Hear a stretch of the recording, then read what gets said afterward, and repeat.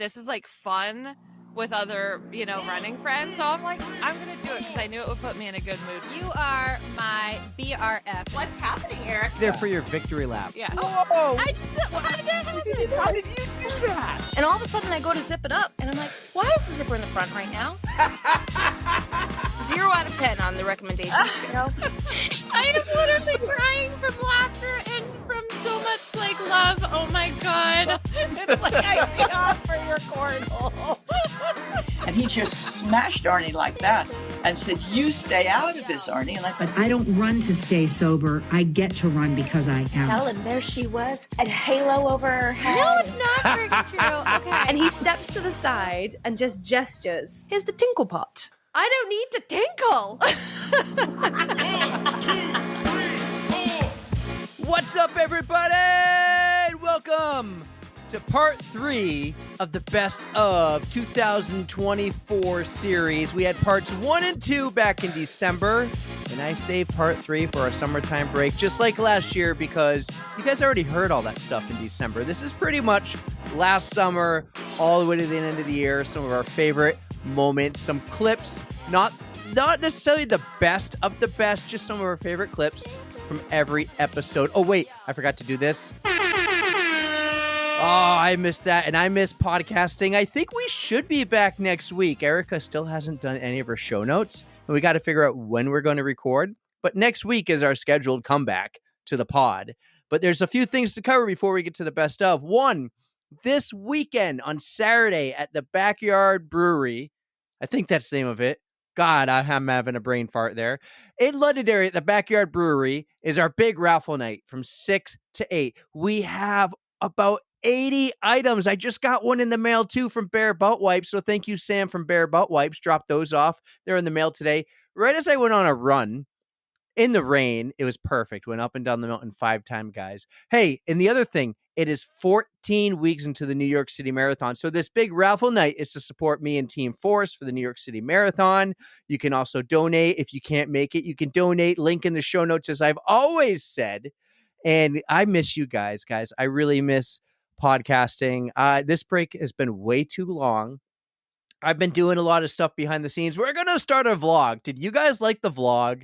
We did a vlog of the Goffstown Gallop, and I was like, I'm going to do one for the 5K coming up in a few weeks. We'll be there on the 7th, and then the NH 10 miler on the 23rd, and then we'll have to think of something for the fall. And then I thought, if I want to get better at this and just need more practice, let's do a weekly vlog from now into the New York City Marathon. Are you guys up for that? I'll shorten it up. It won't be 19 minutes. These will be 10 minutes. It will highlight the big events of the week type of thing. It will be a lot of fun, guys. Let me have this one. Well, the votes did come in 100% to do the vlog. So I appreciate that, guys. You guys rock. Thanks so much for the support. I couldn't tell you what Erica's been up to besides being at a lake. She's been at the lake. She asked me the other day, hey, Justin lives on Lake Winnipesaukee, right? Which is wrong. But anyways, then she goes, tell him to come and find me. Well, you're on Lake Winnipesaukee. That lake is the biggest lake in all of New England. You think he's just going to come find you? You got to go to him. I was like, what do you mean tell him? You tell him. You reach out and go, yo, where are you? But I don't think that is his lake. But that's my communication with Erica, besides telling her to do her show notes. I miss her dearly. It has been hard for me not to bug her about the podcast, be like, yo, I want to do this, I want to do that. It has really been hard. I freaking love doing this. So we're back soon. I am traveling soon to DC, so I'm looking forward to running there. Going to do some fun stuff. The vlog's going to be great. I promise you. At least in my mind, it's going to be great. So. But hey, this is the best of part 3 from last year. This pretty much covers the rest of the year, like I said, besides the breast cancer month, because you know what I do there. And I really enjoyed, I did this last night. I was actually thinking we're going to have a recap today, and things get in the way, right? Things get in the way. So I quickly pieced this together last night, and I love it. I had so much fun listening to this. To be honest, I listened to all of them when I was clipping them, doing the dishes, cleaning the house. It was so great going back and hearing all these stories. You guys did vote.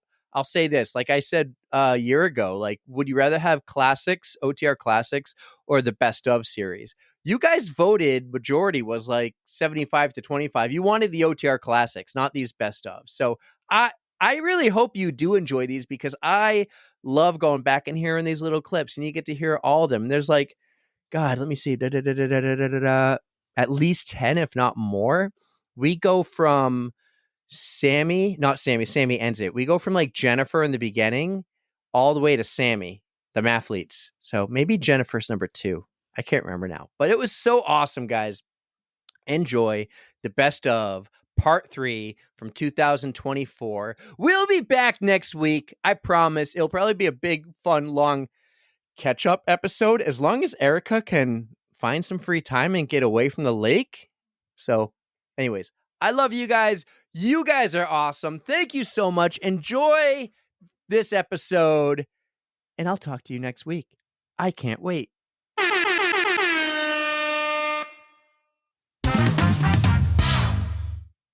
Every runner that I know already has safety pins, like in every cup holder in your car. Do you not have 5 safety pins right now? And then in my purse, in the glove compartment. Yep, everywhere. Well, and I judge a race too by the quality of their safety pin, because sometimes they give you those like really bendy ones that are bendier than a paperclip, and you're like, dude, I do not trust the flagging on this course at all. Western States had perfect safety pins. They were super resilient, super sturdy. Yeah, they were great. Point Western States. Here we go. Yeah. 51 years, then figure a few things out. Yeah, they nailed the safety pins. They know what they're doing. They know what they're doing by now. Well, let's go to the starting line. Okay. Race day morning. This is the world's oldest 100-mile trail race. What was the vibe like? You've seen videos of these starting lines before at all these ultras around the world. What was the vibe like at Western States? I think everybody was crying. I mean, they might not have been like tears streaming down their face, but I think everybody, regardless, was just like taking in the emotion of the moment. I mean, it's really a pretty small race, honestly, right? Like there's only 300 runners there. You know, there's a few more crew, but it's 5 o'clock in the morning. So, you know, a lot of the crew is not there. So it's wives, it's husbands, you know, it's the really dedicated people there to see their runner off. And, you know, for some people, this has been a lifetime in the making, or they've been coming back from some huge struggle, or, you know, just whatever is going on to get you to the start line of any race, but just amped up a million times for this one. And the clock has been going there since the day before. So a lot of people come and see it during packet pickup and then see what happens later on. Yeah, I mean, I was definitely teary-eyed. And then you have this climb, like you can see the climb from the start line, so you know what kind of headache is in store for you with the breathing problems. So you're just like, I'm not going to get choked up. I'm not going to get choked up. Oh! Yeah, but it was, I would say, pretty much the same as any ultra. Like there's not a lot of like jumping up and down and screaming and chanting like there is at like a marathon or something. Now I always sing Shosholoza to myself in the back of my head at the start of almost any race, because the start line of Comrades is like indescribable. I mean, unless you've spent a lot of time at a rave, I don't think you could possibly comprehend the start of Comrades. But yeah, so I have a mini version of that going on in my head now at the start of races. Very nice. So it looks like, I'm looking at your Strava, you definitely climbed over 2,000 feet in those first 3.8 miles or so.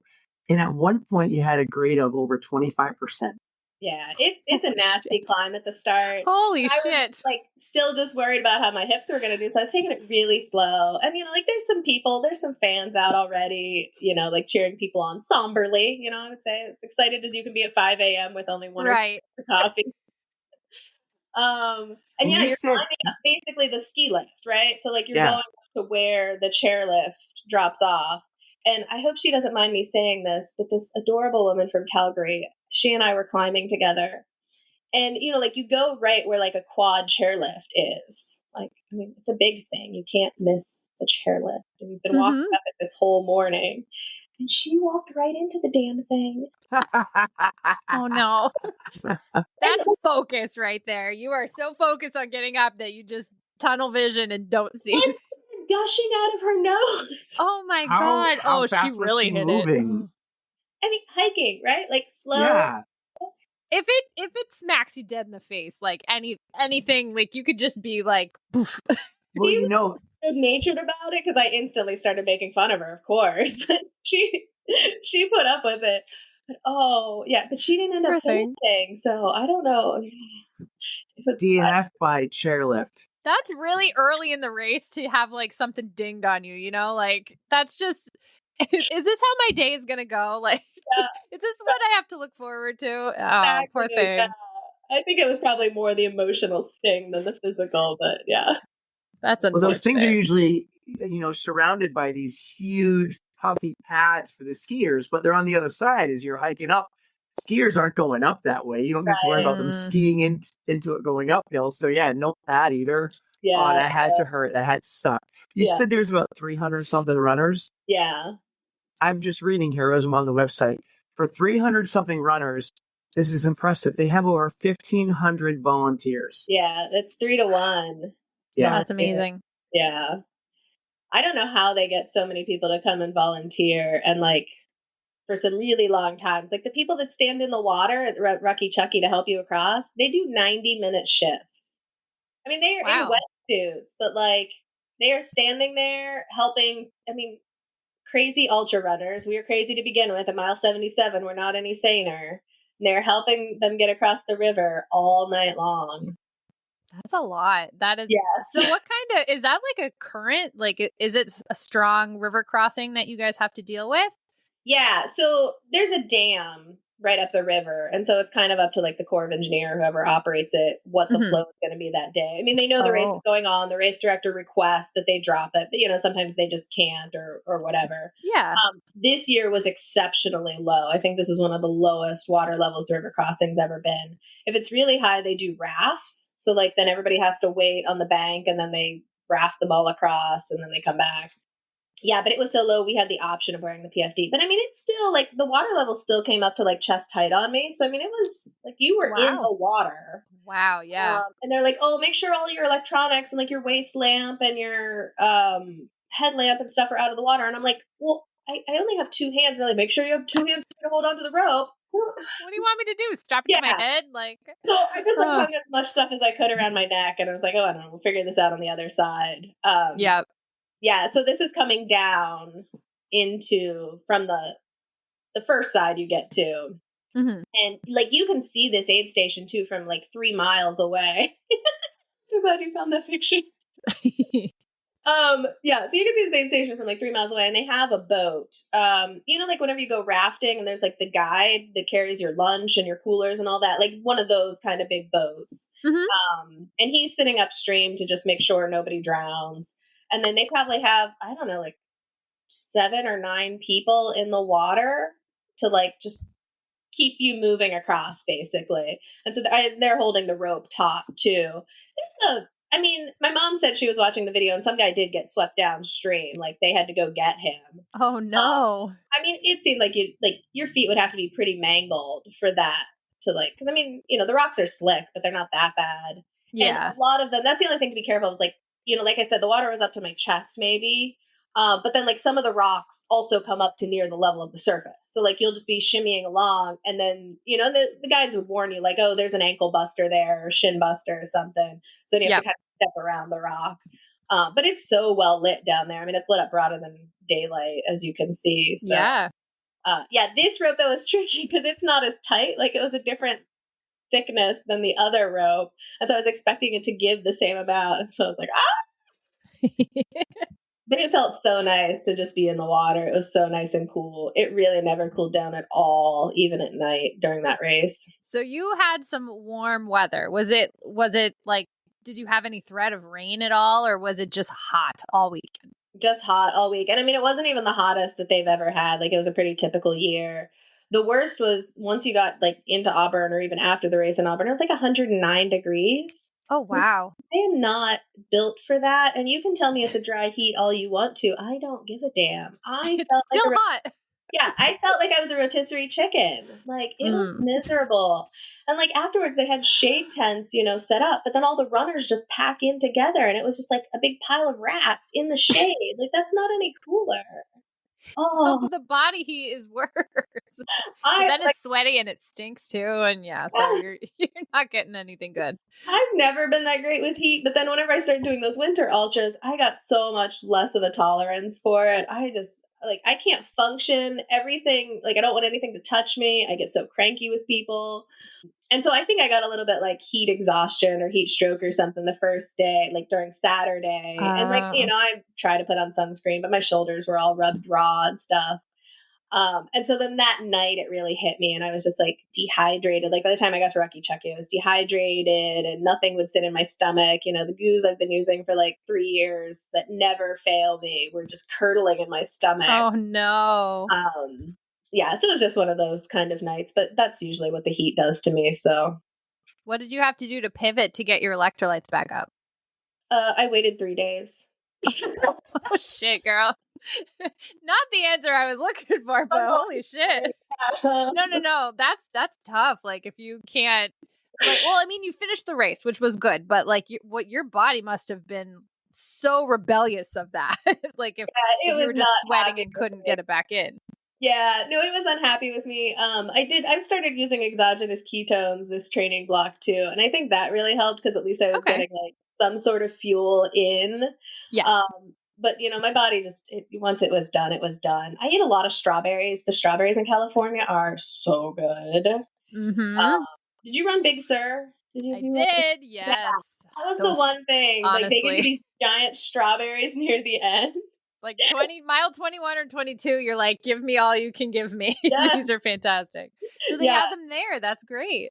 Yeah, they had lots of them there. And so, yeah, I was just I looked down one time and one hand, all the fingers were blue and one hand, all the fingers were red. And I was like, what is going on? Then I realized this was my blackberry hand and this was my strawberry hand.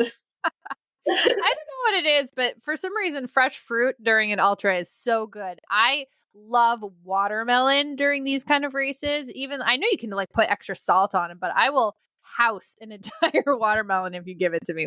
It just hits so good during these races, especially if it's hot out.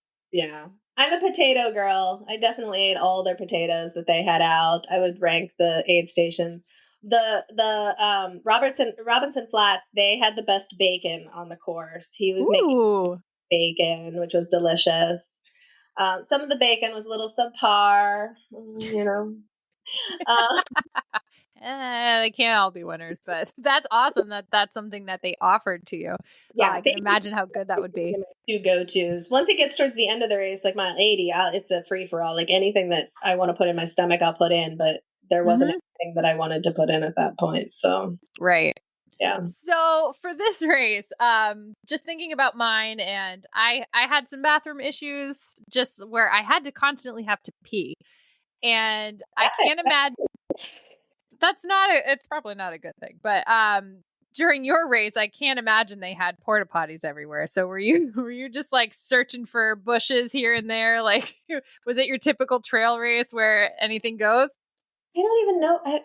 I never looked for a porta potty. Well, that's good if you didn't need one. So.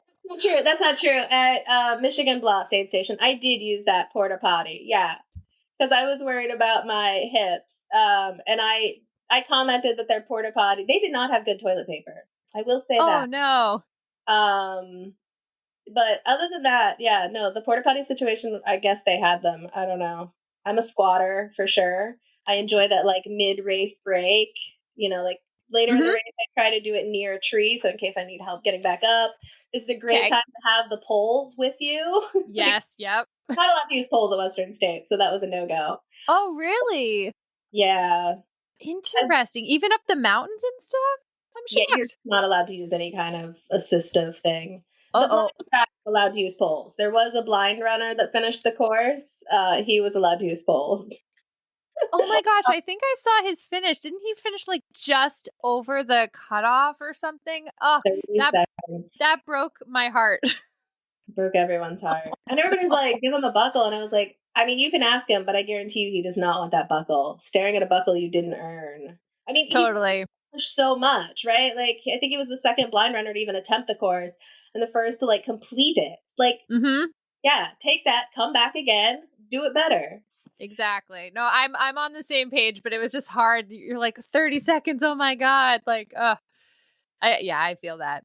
But Yeah. wow. Okay. So I will need a lot of work if I ever need to, if I ever do Western States, because my last 200s have used the poles and I felt like I've needed them just because I can't stand up straight.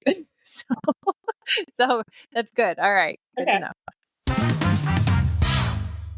10 miles together, and then we met up with Justine's crowd, and you were there, and we kind of caught you guys as you were already like heading out, so just joined in the group, and we got to run with you, and Nicole introduced us, and it was right from there. It was meant to be, and that's what my grandma always said, what will be, and I think that's truly like what happens in life. So I love that. I remember like I had to run, I think 10 miles that day. I wish I knew you before. I would have done the 10, but you're like, we still have to do another half a mile. I'm like, well, I'm going to click off another half a mile with you, then get in the truck, go home and finish. I think I had 9 more to go, but that was fun. It was a lot of fun. However, one thing happened. You're like, you should join us on Saturdays. And I was like, ooh, what time? You're like 8:30. I'm like, that's perfect.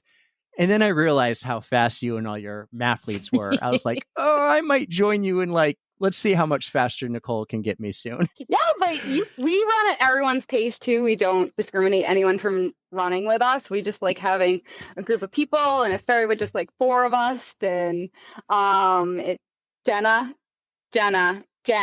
and Sammy, who we call Jammy when you run, because Jammy. in the J name. And that was just the 4 of us, and we meet at 8:30 at different spots in Manchester and Bedford. And at first I was making all the runs, and I would tell the girls, I was like, we're just going to go out and I would ask them how many miles we want to do that day, and I would pick the course, and I would always say at like the first hill, I'm like, this is the hardest hill we have doing the one. And one, like, I think it was probably like 12 or 14 miles. I made them run Wellington. And as I'm approaching it, the girl's always just like, are we at Wellington? I was like, yeah, I think so. And yeah, that was probably the hardest hill I made them do. And it was like in the first half of our training. And I promised I wouldn't do any more hills and someone else could plan it. And I was opted out of planning runs, and I lied about how many hills and how hard they were. That's diabolical. I love it. There's no hills. This is the easy one. Super Just flat. kidding. There's a run. Lindsay and I are trying to like plan a run together to do some hills. She keeps bailing last minute on my hill runs, but she's like, we need to get Erica to come. We'll tell her it's flat. We'll just be like, oh, just a couple little hills. At this point, I can handle it. With all the races I've had this past like summer, I can handle some hills. So bring it on, friends. Bring it on. All right. I got a 13-mile all hills in Manchester. Come on down. It's great. Might as well. Put it on my One tab. thing we have here is hills for sure. I think I'm going to do that 10-miler, and I think you and some other mathletes are doing it too, and that's hilly. I've been loving the hill workouts lately. I know this is dropping after I just crushed Mount Washington, but I've been loving the Mount Washington training, and it's been a blast. Oh, that's what like Sammy was training. So we went out and we did that 10-mile race and the course, and it was killer. We did hill repeat on the last hill, and I wanted to die. Oh, no. But we keep coming back for more. It's type 2 fun. Hill, yeah. Yes. So we've actually met a couple times since that day in February, and you finally got to meet Erica. Was it the 20-miler? Yes, I believe so. Yeah. I didn't get to join you guys during your the February run because I was on the West Coast, and I'm glad we did at least get to meet at the 20-miler. I thought that was really awesome. I think that was my first time meeting Sammy too. Oh yeah. We all ran that one. We all carpooled up there, and then one of the Jenna Frieda, she did the half marathon with her identical twin sister Kelly. And then we have another friend Karen who has joined the mathletes a little bit later, and she ran the half too. And then Jenna Mason, Sammy, and I ran the 20 miles, and it was a great training for all of us to crush our marathon. Sammy and I were both training for Boston, and Jenna was training for the Maine Coast Marathon, I believe, but don't quote me on that. I'm 100% sure. Is that Oakley or is that Sunny? Oakley. That's that Oakley. Is Oakley. He's Your crying. Thunder buddy. He has 8 toys in front of him, and he wants one that's like 2 inches away. Oh, and he doesn't want to move to get it, probably, right? He's like, Mommy, get me this toy. Struggle is real. Yeah. Yes. I love that Now we he got does. someone with dogs, though. It's usually cats. Mhm. Oh, I got one of them with me. Like Maisie wouldn't leave. There she is on the bed. Where is she? Can you Oh. see her? Nice. Yeah. No, she's right behind my mic. Oop. Gonna knock everything over, but she's being nice right now, so I figure I'm gonna leave her there until she starts being annoying. So does she normally come into the conversation? sometimes Scooter, It's my usually other cat, Scooter. he's the one who gets real like I want attention, and she will Hashtag just Scooter's scratch Cooter. things. Oh yeah, Oh, she'll just scratch things, and I'll get annoyed. So she's being good. I'm gonna leave her alone. Yeah, he's finally got his toy back in reach. He's solid. Excellent. All right, Jennifer, let's talk about your mathletes here. Is it an actual mathlete? Like I'm thinking like math decathlon kind of competition math. Like tell us more about that. That's so cool. We just came up with the name kind of as we were running one day because on our long runs we try to break it down. So we're like, all right, we've done a 5K and we have like 5 miles more to the halfway point, and then it's just like another 10K to the finish, and then 2 miles to the cool down. The runner's math. I love it. Math. That is so clever. The mathlete, Saturday morning mathlete. So it's the That's Saturday smart. crew. It's the crew you're telling me about. Okay. Ah. So, So I could hang out with you guys. I don't think I could hang out with actual mathletes. I am not good at that kind of math, but runner's math is a different story. Runner's math, yes. So we're breaking down our long runs specifically, trying to stay at a steady pace. We had people that were running at like 9:30s who ended right before Boston doing like 8:30s with us. So we were cutting down people's paces and working. I was really working on my heart rate during that time to stay in like specific zones and like working on my form and dropping the shoulders. This was like Jenna Mason's like always like shoulders back, shoulders down. Remember to start your watch. So we all had our things that we were working on. It was great conversation. It made like 20 miles go by like wicked fast, so we weren't like dragging it all by ourselves. Because for 3 years I was just running all by myself. I did all my training by myself, and then I met my boyfriend Eddie, and he was a runner, so we ran together. And now I have the mathletes, and we just keep adding new people in every Saturday, and it's great. We have our consistent runners, and we have special guests, including like people's dogs and people training for different things. So it's great. So True North Running Company began in 2009 under the name Endurance Fitness Systems.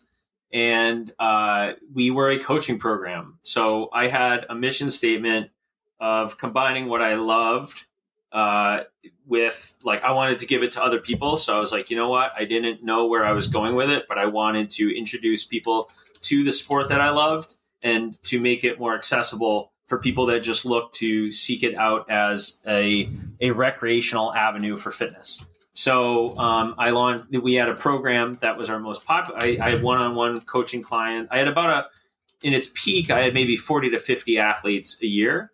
But our most popular program was Team EFS. It was this, and if any of those people are watching, I love you, I miss you. But it was this like community of 30 or 40 people that we like shared the sport together. And it was a team training program. So we had every single week, and I feel like this is an important detail to share, but every single week we had like 3 or 4 pieces of the program. So like on Tuesday night, there'd be like open water swim. On Thursday night, there'd be like a pool swim. On Saturday morning, there'd be the team training workout around a pond in Stoughton, Massachusetts. And then there would be like seasonal races. So it was this program where you signed up and you were part of this community. And because of that, I fell in love with what the community of the running community could do for people. And that grew to like 30 to 40 people at peak. And I remember the passionate runner and coach in me was frustrated with the business realities of running that program because it couldn't sustain itself. So I was still working full time, and I'm still doing everything that I had to be doing to make that work. And I thought, at that time we had like an email list of like 150 clients that I had ever coached, or 200 clients that I'd ever coached. And I go, gosh, we should put on some sort of road race, right? And if we put on a road race, maybe we'll grow that email list to 250, and that'll be good for the coaching program. It'll be good for the athletes because they'll get a free spot in the race, and it'll kind of be a complement to each other.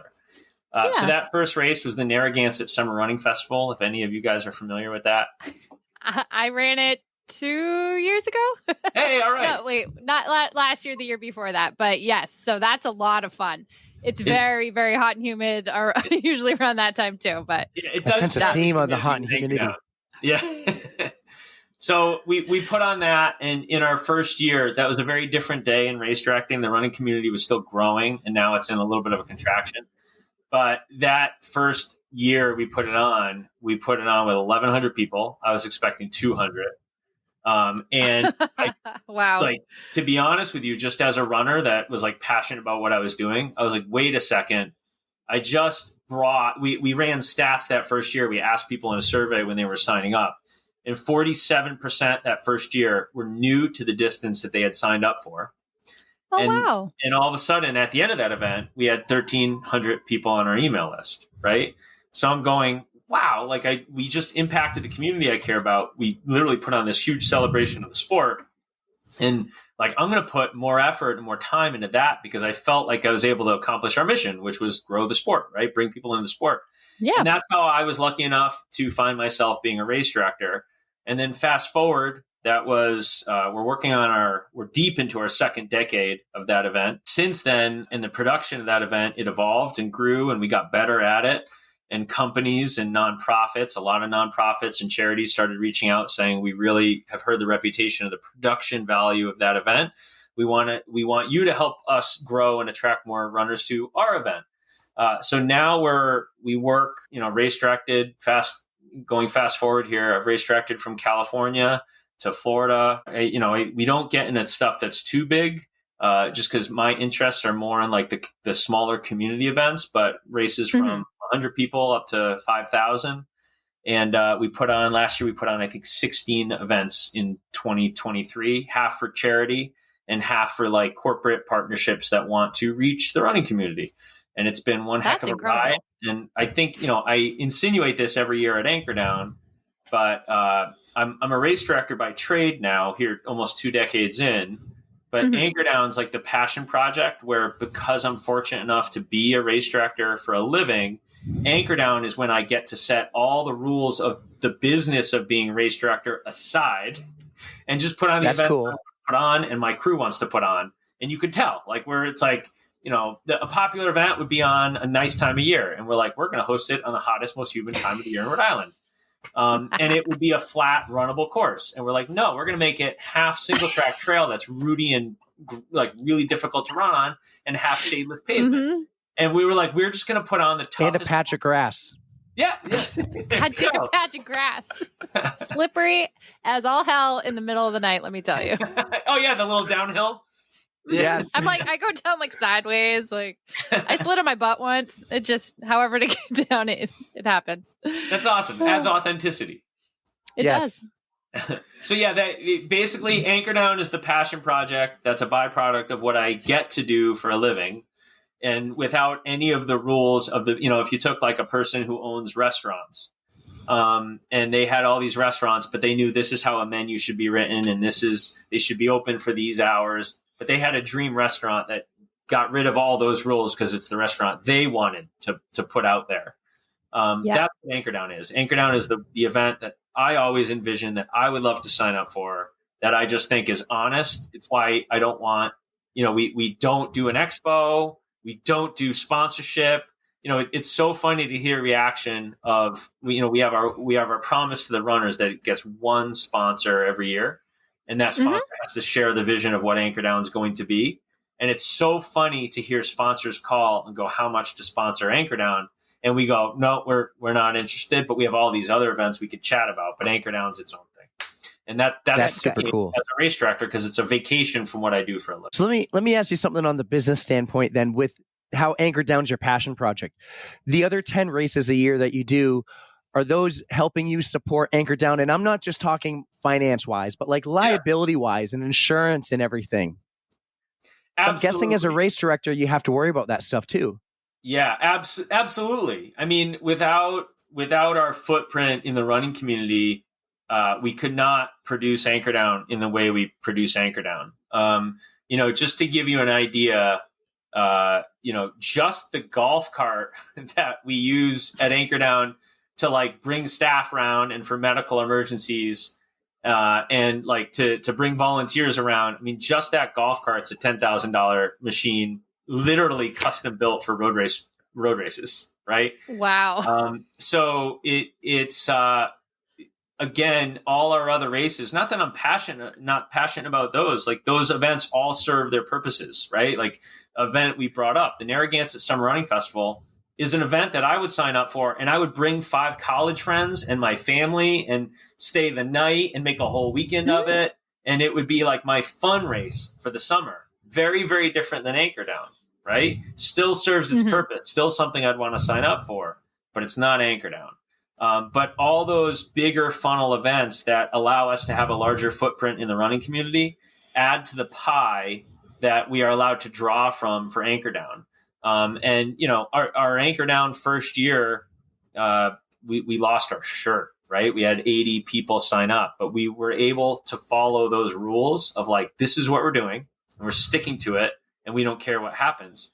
And I feel for any race director that's trying to put something authentic out into the running community, because that's really, really hard to do. And if you're on the hook for losing 20 grand to do that, it's much harder to do. That's true. Yeah. What was the first year of Anchordown? Was it, I want to say 2015?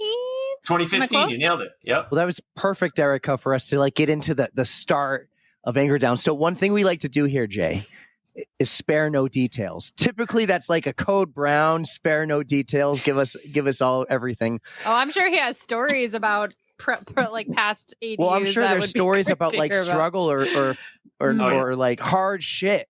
But it's Anchordown. It's Colt State Park, Rhode Island. You got a 6, a 12, and a 24-hour race. It starts at 7 p.m. It's hot and humid. Spare no details on like the birth and the evolution of Anchordown. Yeah. All right. So first of all, when I launched Anchordown, I still hadn't figured out what we were really presenting to the running community, but I knew I wanted it to turn off most people. I knew that. Yep. Right. So I wanted most runners to hear about it and be like, screw that. Like that's what we were going for, because we wanted something that was honest and like, so I chuckle about it now, but I think I still have the logo saved like somewhere on my computer. But we were like designing the logo for the first event, and I'm just sitting there at like 9:00 at night watching movies, like coming up with all these different ideas. And it was the Dizzy Lobster Ultra Marathon, because we were just like, what do we have in Rhode Island, right? Like we're going to put on this race that we want to be like a Western States or a Badwater. But we're in Rhode Island. Like we don't have all we have is coastline. Not that that's a bad thing, but we have coastline. We don't have mountains. We don't have deserts. We can't make it hard because of our terrain. So we're going to make it hard because of who we are. And we're Rhode Island. And what is Rhode Island, but especially in the endurance running community with a heritage of ultra running, in the Nifty 50 and all these races that are now folklore, or now history, I should say. But I was like, we have coastline and we should just run the hell out of that coastline. So it was the Dizzy Lobster. And then I was like, that's so cute. It doesn't work. Right? You would honestly get me with that one. I'll be like, okay, that is really cute. So, I mean, it depends who you're trying to attract. So yeah, we launched Anchordown. We announced it, I think, in the beginning of 2015 with like 3 or 4 months to go. We kind of set out. So my company is True North Running Company, and the company is really, our stage to do most of our work, which is race directing for other nonprofits and entities for their charity walks and things of that nature. So I basically set aside a budget of what would have been like, quite frankly, our profit. And I said, okay, this is something that's we're going to be able to give back to the running community that I think the running community needs and wants and I want to do. And we set that aside and we announced it, and we went into August of 2015 prepping for it. And eventually somehow I came to the name of Anchordown. And as you could tell, I'm a little bit of a tattooed person. And to me, it had like this old school Sailor Jerry-esque, like tough pride ring to it. And I said, that's what we're going for. We want it to sound a little bit scary. We want it to sound nautical. We want it to sound proud Rhode Island.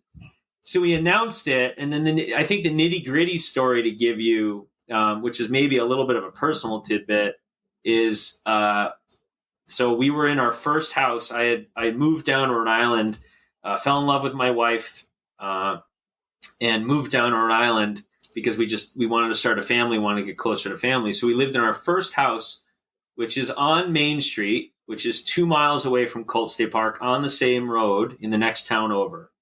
So it was very like visceral for me. And we're setting up that night in that house, which was like this old colonial. We don't live in it anymore. This old colonial on Main Street had like a shell driveway in the front. And we had like all these U-Hauls lined up. And all week we're loading these U-Hauls.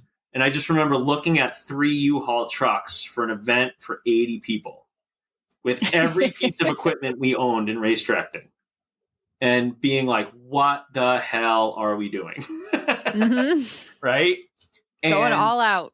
Yeah. And that night, my wife, so my son had just been born in June. So that night, I'm explaining to my wife, we were like coming up with a menu for the Cogshell Farm aid station. At that time, it was just the aid station. So we're coming up with the menu, and we advertised it on the website, and we wanted the menu. I always respected races that like told you ahead of time what you were getting so the athletes can prepare. And then the menu included baked potatoes with salt and pepper on them so you could get your sodium up. So my wife's in the house all day on our gas stove in this 1920s house making baked potatoes and slicing them by the tray full. By my calculation, the amount we needed. She cooked so many potatoes that our carbon monoxide detectors went off at 11:30 at night, the night before anchor down. No. So the fire department in Warren comes. I've never told anybody this story. The fire department in Warren comes. It's an OTR exclusive. Yeah, there you go. So they forced my family and I to leave, get in an ambulance, take my newborn to the emergency room, and we stay overnight so they could test them for carbon monoxide poisoning while my kitchen is filled with anchor down food supplies. And we get back at 11 o'clock in the morning to run to Colt State Park to set up for a 7 p.m. start to stay up the next. So by the time I went to bed, it was Sunday, and I had been up for like 50-something hours. And it was a 7 p.m. start. What's that? It's a blessing you actually chose the 7 p.m. start. You had a day there. Yeah. I know. Imagine if it was a 7 a.m. start and you had to go to the hospital. Yeah. I know. Oh, no. So that, and you know, over the years, race directing is like that, right? Like it's very, very personal. It's very intimate. There are, like anybody whose job, who they're passionate about it. Like there's times where you feel like you give your soul to it. But we had that a couple years ago. We put my pet down an hour before I gave the opening speech at Anchor Down. And I felt like he was part of it because he sat in my lap every day when like we designed it. Right. And it's one of the hardest things in life you'll ever do. Absolutely. Absolutely. Yes. I've been there. You know, it's like, it's one of those things where that's, to me, where races are the most honest, is they're put on by a runner for runners with the authenticity of the running community and none of the business bullshit that sometimes does like enter our sport, which is what we've tried to keep it from the very beginning. So I like those stories because they remind me like to keep it that way. I'm so sorry to hear about your dog because I've been there multiple times. But maybe because it was just within hours, that was almost a little bit of a blessing. Yeah. Like you had the Anchor Down community, you had your passion project to get you. Like I lost my last dog that passed away was on Super Bowl Sunday, a couple hours before, the big game, which I don't even watch football. And I just kind of sat in my living room doing nothing, no TV or anything. Like I didn't have something to distract my mind. And you probably had the greatest thing ever to distract your mind right there with your community, the ADU community you built. So thinking of that's probably a terrible thing, but maybe with the right people. Yeah. Moments, in those moments after. I agree with you. It's almost like a gift. It's like, I'm fortunate to get to do what I get to do, and I wake up excited to do it. So it was, I don't want to admit I almost teared up giving the opening speech at Anchor Down, but a little bit was like for my buddy that we just had to put down because I felt like he got me through some tough moments of like prepping for that and 22-hour days in front of the computer and the stuff that runners don't see that RDs go through. He was like right there with me. So it was almost like he was part of that process. It's making me so sad. You mentioned the aid station, how you were baking all those potatoes. And I have to tell you, that was a selling point, a total selling point. So one of my best running friends, Rachel, she found your race and was like, hey, check out this race. Like, this is like the most epic aid station I've ever seen. And it went to list so many delicious options. And of course, like just thinking about it, you're like, oh, this sounds so good. I can't wait to like get my hands on this food. So we got in, I think the year before you had cutoffs. So we luckily got in that was my first real ultra. And I have to say, it is absolutely as epic as she described it to me. So you have like the midnight pizza party. You've got all the potatoes. You've got watermelon with salt on it. Like just every little thing a runner could want. So your son has like a lemonade stand there. It was being painted in the driveway today. Yes. Grayson, am I right? Is it Grayson? Yeah. Yes. Oh, those freeze pops are amazing. But yeah, so where did you think of all of the stuff that any runner may want while they're out there on the course? So that was largely just my personal experience in ultra running. To be honest, in the beginning, and then I just listened to the feedback of runners saying like, hey, this was a highlight, or this is what I felt was really missing. And in full disclosure, I've probably become a little bit stubborn with it now because it's like eventually when we've heard enough feedback, I know we have the core and I know it's sustainable. So at some point I've gotten defensive because I'm like, well, if you want something outside of that, we need you to like bring that in because we're hitting we want to be elite in the way we serve the mass group of the 200. So anything outside of that we think makes that unsustainable. I've probably in the last 2 years, I've become like, all right, we've got it dialed in. That's the menu. Don't argue with me. Yeah, you're not going to get any complaints from me. But it's funny because like you say that now, but Bill at Hamster Wheel has become like a good ultra running race directing friend that we commiserate and talk a couple times a year. And I'm just like, I'm never trying to be you because like what he can do at that race, like we've talked about, right? An authentic race serves its purpose and it doesn't try to be something else. And his race, number one, can be so much bigger because of where it is. And number two, they have like these resources and him and his wife, Darcy, I believe her name is. Like, Darby. Is it Darby? Darby. Yep. So we're in New Hampshire and that's actually quite like very close to where we are. So I've run Hamster Wheel. I'm going to be doing it this year. This will be my third year. And that aid station, but they have the means. They have the whole mess hall and the electricity. And that's why you guys have, Well, you guys know Chris Cappellini, right? Chris Cappellini who wins Anchor Down every year. Of course. He's pretty much the GOAT. Yeah. Yeah. Chris busts my chops every year. He's like, you don't want to compete with Bill and Darby? Like, get that menu. Where's your grilled better. cheeses, like, man? All right. We're doing our thing. But like, I think with Anchor Down, we try to strike a balance in that I don't want, like, it's not just going to be like an elite Olympic event. Like it is an ultra, so its roots should be in ultra running. And in ultra running, if you're running far enough, long enough, and pushing yourself enough, there needs to be real sustainable food. But at the same time, we want it to be a little bit elevated because most of the people at Anchor Down are running their A race of the year. And maybe it's a dream race. Maybe it's something they've tried now, especially 3 times to get into, couldn't, and finally got in. So we want it to be predictable. And we want it to be something where you know what the menu is that's above and beyond what you would get at a running club ultra marathon, but one step below what the party event would be. So we do the pizza because it's something to look forward to, and it brings the 6, 12, and 24-hour event together. But if we did, like we joked around one year about doing like a margarita party, like a virgin margarita party at 4 a.m. And I'm like, we might be tipping into something else, changing Gotcha. what we're doing. So the DNA of it was started with just things that I saw working for other people and worked for me at races. And then 2 or 3 years of feedback from the athletes at Anchordown. Well, that's perfect. Whatever you guys are doing, keep it up. You're nailing it.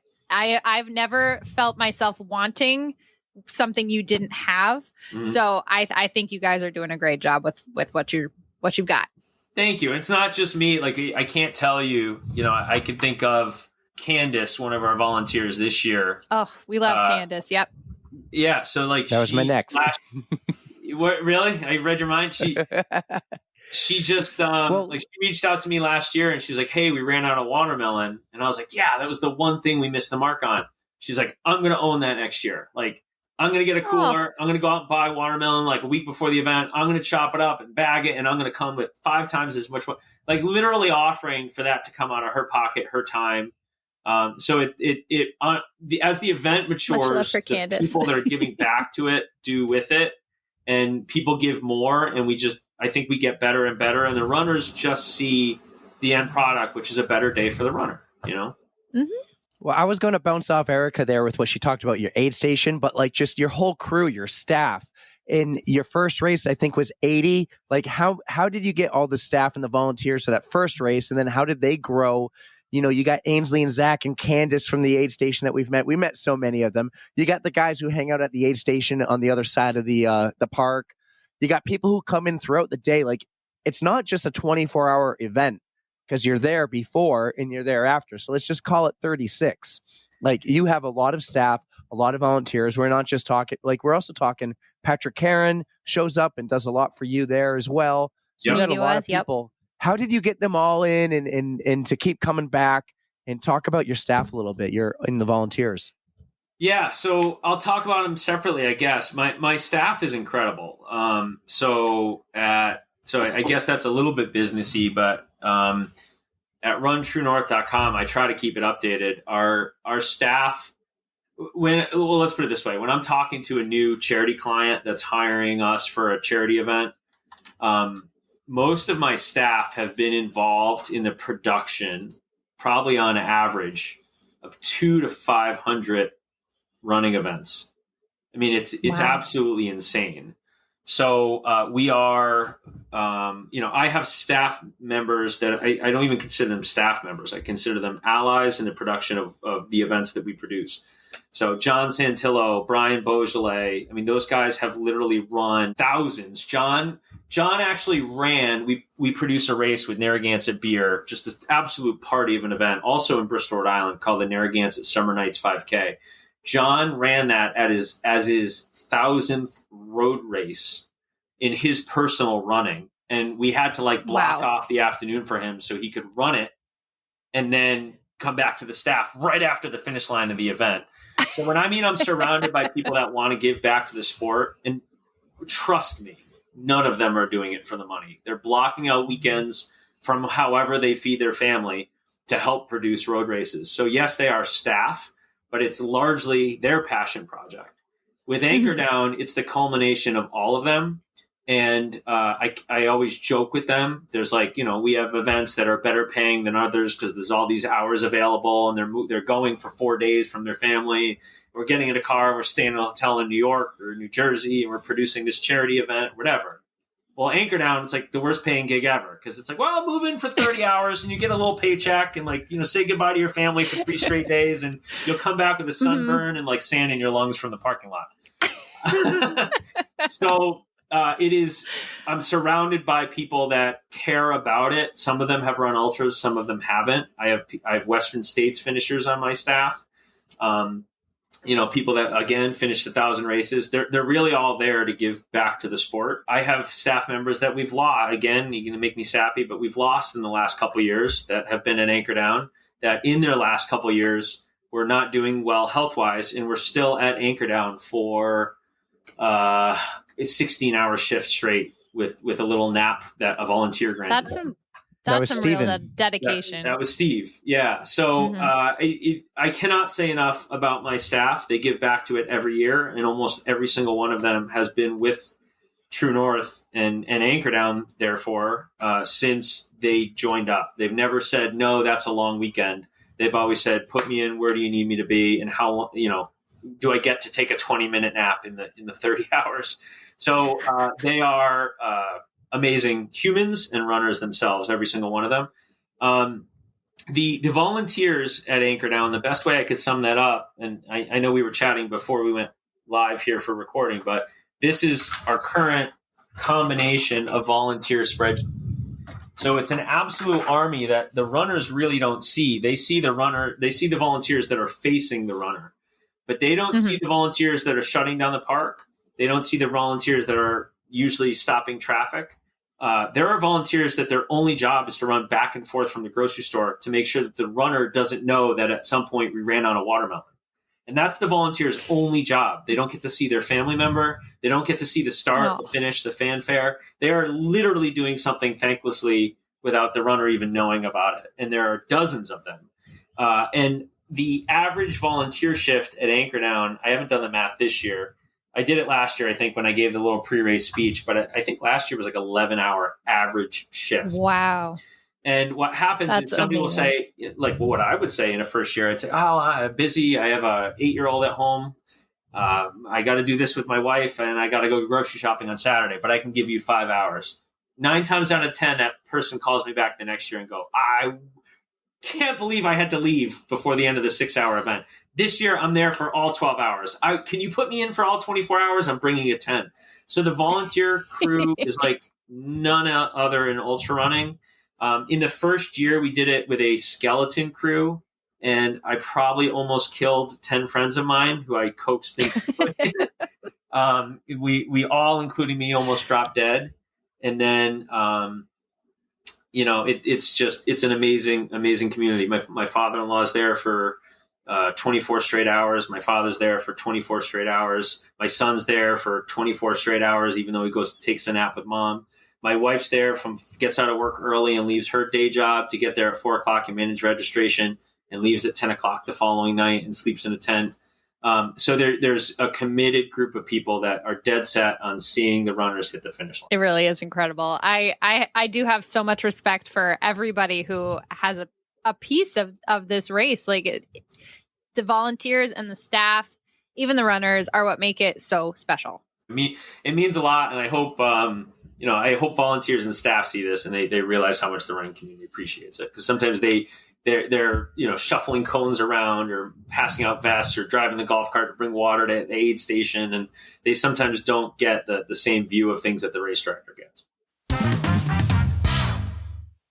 I know Erica wants to hear about some of your races, some of your stories and the memorable ones, and she has a few in mind. But before we get there, I want to ask one other thing about all the running you do. And you mentioned mental health, and you also mentioned your line of work. And you said before that running has kind of saved your life, and it helps with PTSD from your lifestyle and work. So elaborate on that a little bit with running and mental health. Sure. I'm a firefighter and I'm a paramedic. So probably more on the paramedic side of my job is like, you see a lot of like pretty terrible things, and a lot of us have like pretty significant PTSD from what we've seen in our careers. And I've experimented with a lot of different ways to like deal with that, because it can be quite debilitating when you have like PTSD flare-ups or like, I would call it a flare-up, but, and I've found that like running is like one of the best things I can do to like sort of quiet my mind, especially like in ultras. I get to a point in an ultra where like my brain kind of clicks off, and I stop like really thinking about everything. I really am only thinking about like what I need to do to stay alive, like eating, drinking, that sort of stuff. I'm not thinking about all the other stuff in my world, and I find that very soothing. And then, obviously when you run, it releases a bunch of endorphins and things that make you feel better. So I found over the years, this is like a really like beneficial thing for my mental health, and then, talking to other first responders and encouraging them to exercise and whatnot, they have found similar things. So it's something I sort of preach, and it's something I try to push. I have, obviously I have a lot of people following me on social media, and a good amount of those people are firefighters who, either follow me because they like to see me grind or, whatever the reason. But I definitely, I push the mental health side of it quite a bit, just because, suicide is one of the number one killers of firefighters right now. And I wish we could find something to fix it. It's a delicate topic, and it's, I don't think there's a bandage that fixes everybody, but I think if we can get more people moving, that, movement tends to be medicine, and hopefully we can, get people, in a good direction. I think, the young generation doesn't see it yet because PTSD kind of stacks on top of it itself. So in the beginning, when you're new in your career, everything's exciting, and you don't realize that in 10 years of seeing, dead babies and, people's heads cut off and stuff like that, it adds up in your soul. That's got to take a toll. I can only imagine. But when you're young in your career, you don't get it. And so, but if I can get the young guys to be moving and finding a good way to cope outside of drugs and alcohol, which I think a lot of firefighters tend to, really first responders, not just firefighters, cops, police, military, whatever, they tend, alcohol is a really easy, drugs and alcohol are an easy way to deal with it, but it's, obviously not it's not a great fix. It's more of a temporary bandage, and all the pain and everything is still right underneath the surface. So, I preach a little bit, but I definitely am just trying to help people deal with the pain. But I don't think that there's a one size fits all. And, I think there's a lot of puzzle pieces, and you got to do a little bit of everything. So that's my soapbox that I talk about a lot on social media, is just trying to help people with that. You're very involved with your line of work and everyone, in trying to help get them at the firehouse or wherever. I don't know if you do talks, but you're really focused on the younger generation coming up, firefighters and EMTs, and you get involved in their lives and try to help them mentally, physically be prepared and be ready for this stuff. Yeah. Well, I was a captain. I just promoted. I'm now a battalion chief, but before that, I was a captain. So I was in charge of a crew, and I definitely trained a lot of new hires coming into our department. So, I was able to, influence a lot of the brand new guys coming into our department for several years. So, yeah. And, it's funny because, what do young guys look at? They look at social media, and then I have this huge following. So it's, everyone's always if anyone mentions Laverne Fire, they're always do you know Andy Glaze? And it's I work for a very small department. So of course everybody knows me at my department, because there's only a handful of us. So yeah, it's funny. Well, I think it's really awesome what you're doing. Just giving it another option, that drugs and alcohol don't have to be what you turn to if you're struggling with something mentally, and there's just other ways to deal with it. So I love that you are trying to put that out there and trying to normalize getting taking care of your mental health. I like that. I mean, I'm not everyone should be sober or anything like that. I just no. But you're just it's nice to have another option. Yeah. The one that has done really well on social media, on Instagram, the one for Missoula. So I did the Missoula Marathon, and I didn't think I was going to be able to go because I literally ran out of money that week before. And so I delivered a table, and I had just enough to be able to buy the plane ticket. Super expensive. And I was like, do I need to run this race in order to complete the challenge? I was like, if I want to do all 50 this year, I have to run Missoula. Mm-hmm. I've made the schedule. If I don't run Missoula, then it takes a year and a half. I was like, maybe down the road later this year, I'll have to do that. But at least for this weekend, I'm going to try my best to just hold on for one more week. There we go. And so that's where the scrappiness really started, because the flight was $800 because I bought it a week out. So it was way too expensive. It would be $300 if I bought it a couple months in advance. So I really messed up there because I spent money that, I should have been spending on a hotel and stuff like that. Right. But I was like, I have to do this if I want to keep the challenge going. And it's a lot of money for me, to like spend that, because that could have been like 3 marathon weekends. But I was like, all right, I'm going to do this. I didn't have a plan on where I was going to stay. I flew out there. And so Missoula is a small town, similar to Fargo. Everything was booked out. No hotels available. One Airbnb, and it was like $250. The cars were $250. I was like, all right, at least once on this challenge, why don't I just try sleeping outside? Yes. So I was like, all right, I'm just going to go up to the start line, see if there's like a park or something like that. And like my friends, like they make fun of me. They're like, dude, you're actually homeless sometimes. Like you can literally just like go out there and raw dog a marathon. At least you have all your teeth. Yeah. So I took an Uber up to the start line. It was $26. And that was the rest of the money that I spent that weekend, because I slept outside of the start line in the grass. And then it was freezing cold. So like half the night I was like, I didn't put this in the video on Instagram, but because I thought my friends would think that I was like actually insane, which they probably, like when they listen to this podcast, they're going to be like, dude, like, what are you doing? Right. But I'll tell you anyways. I stood up for like 3 hours during the night because it started raining and it was windy and it was super cold in a porta potty. So I was just standing up in a porta potty, absolutely exhausted. 2:00 in the morning. I would like fall asleep for a second, hit my head on the side of the porta potty, wake up, and then like be like, all right. And like it was clean. It was a clean porta potty, but still like something about it that's just wrong. And I was like, I can never tell anyone about this. But, if we can let it all out here. This is where you tell everyone about this. You would not be the first one who had to do that, though. We've had our friend Neil Murphy on the podcast, and he's in like mid-ultra, would find a warm place. And what warm place can you find? A porta potty. Yep. Porta potty with the sun baking on it. I can't tell what state his was in, but I'm glad yours was at least clean. So you got to do what you got to do.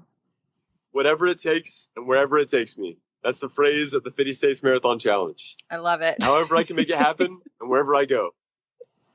So this brings me to another question. What do you typically bring with you when you travel to these marathons? Do you just have like a backpack and whatever you can cram inside? Or I can't imagine you have like a suitcase and like, because what are you going to do with it when if you can't check a bag at the race? His carry-on is a drop bag. That's the idea, is that I have to bring just enough to have clothes before and after the marathon, but not too much where it couldn't fit in the drop bag at the start of the race. Okay. So when I gear check at the start of the race, it has to fit in the plastic bag. In Los Angeles, I actually wasn't able to fit it in one. I had to put it in 2 separate bags, and like the cops almost didn't let me in.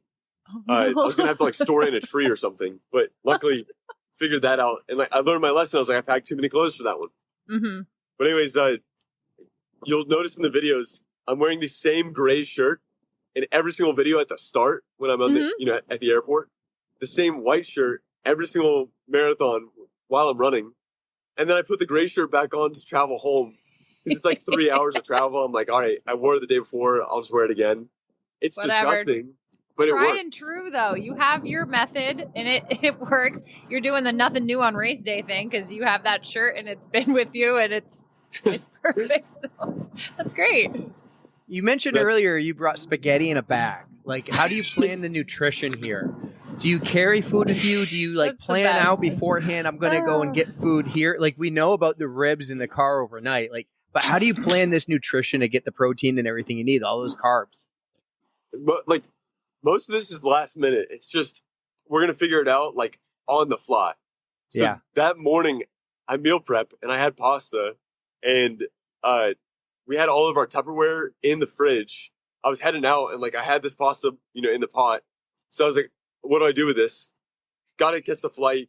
I can't just put it in a bowl in my backpack. Plastic bag.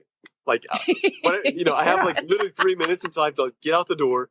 I know I need food because I'm going to be on a bus, middle of nowhere, Fargo, North Dakota.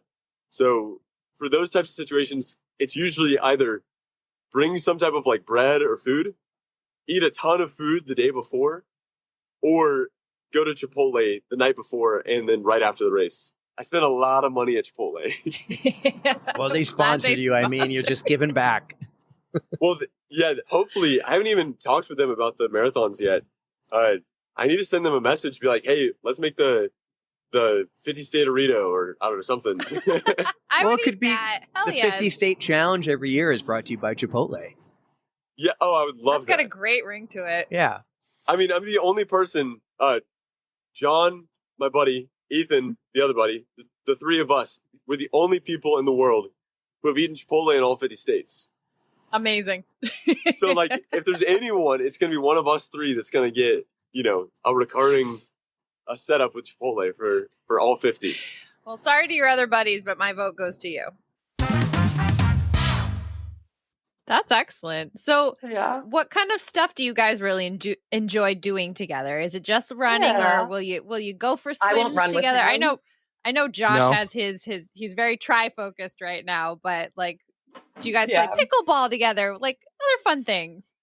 No, I mean, so I went for, when I say like we do this together, I am like very clear with him that I will not go on a run with him because first of all, he's like so super fast. He's, Mr.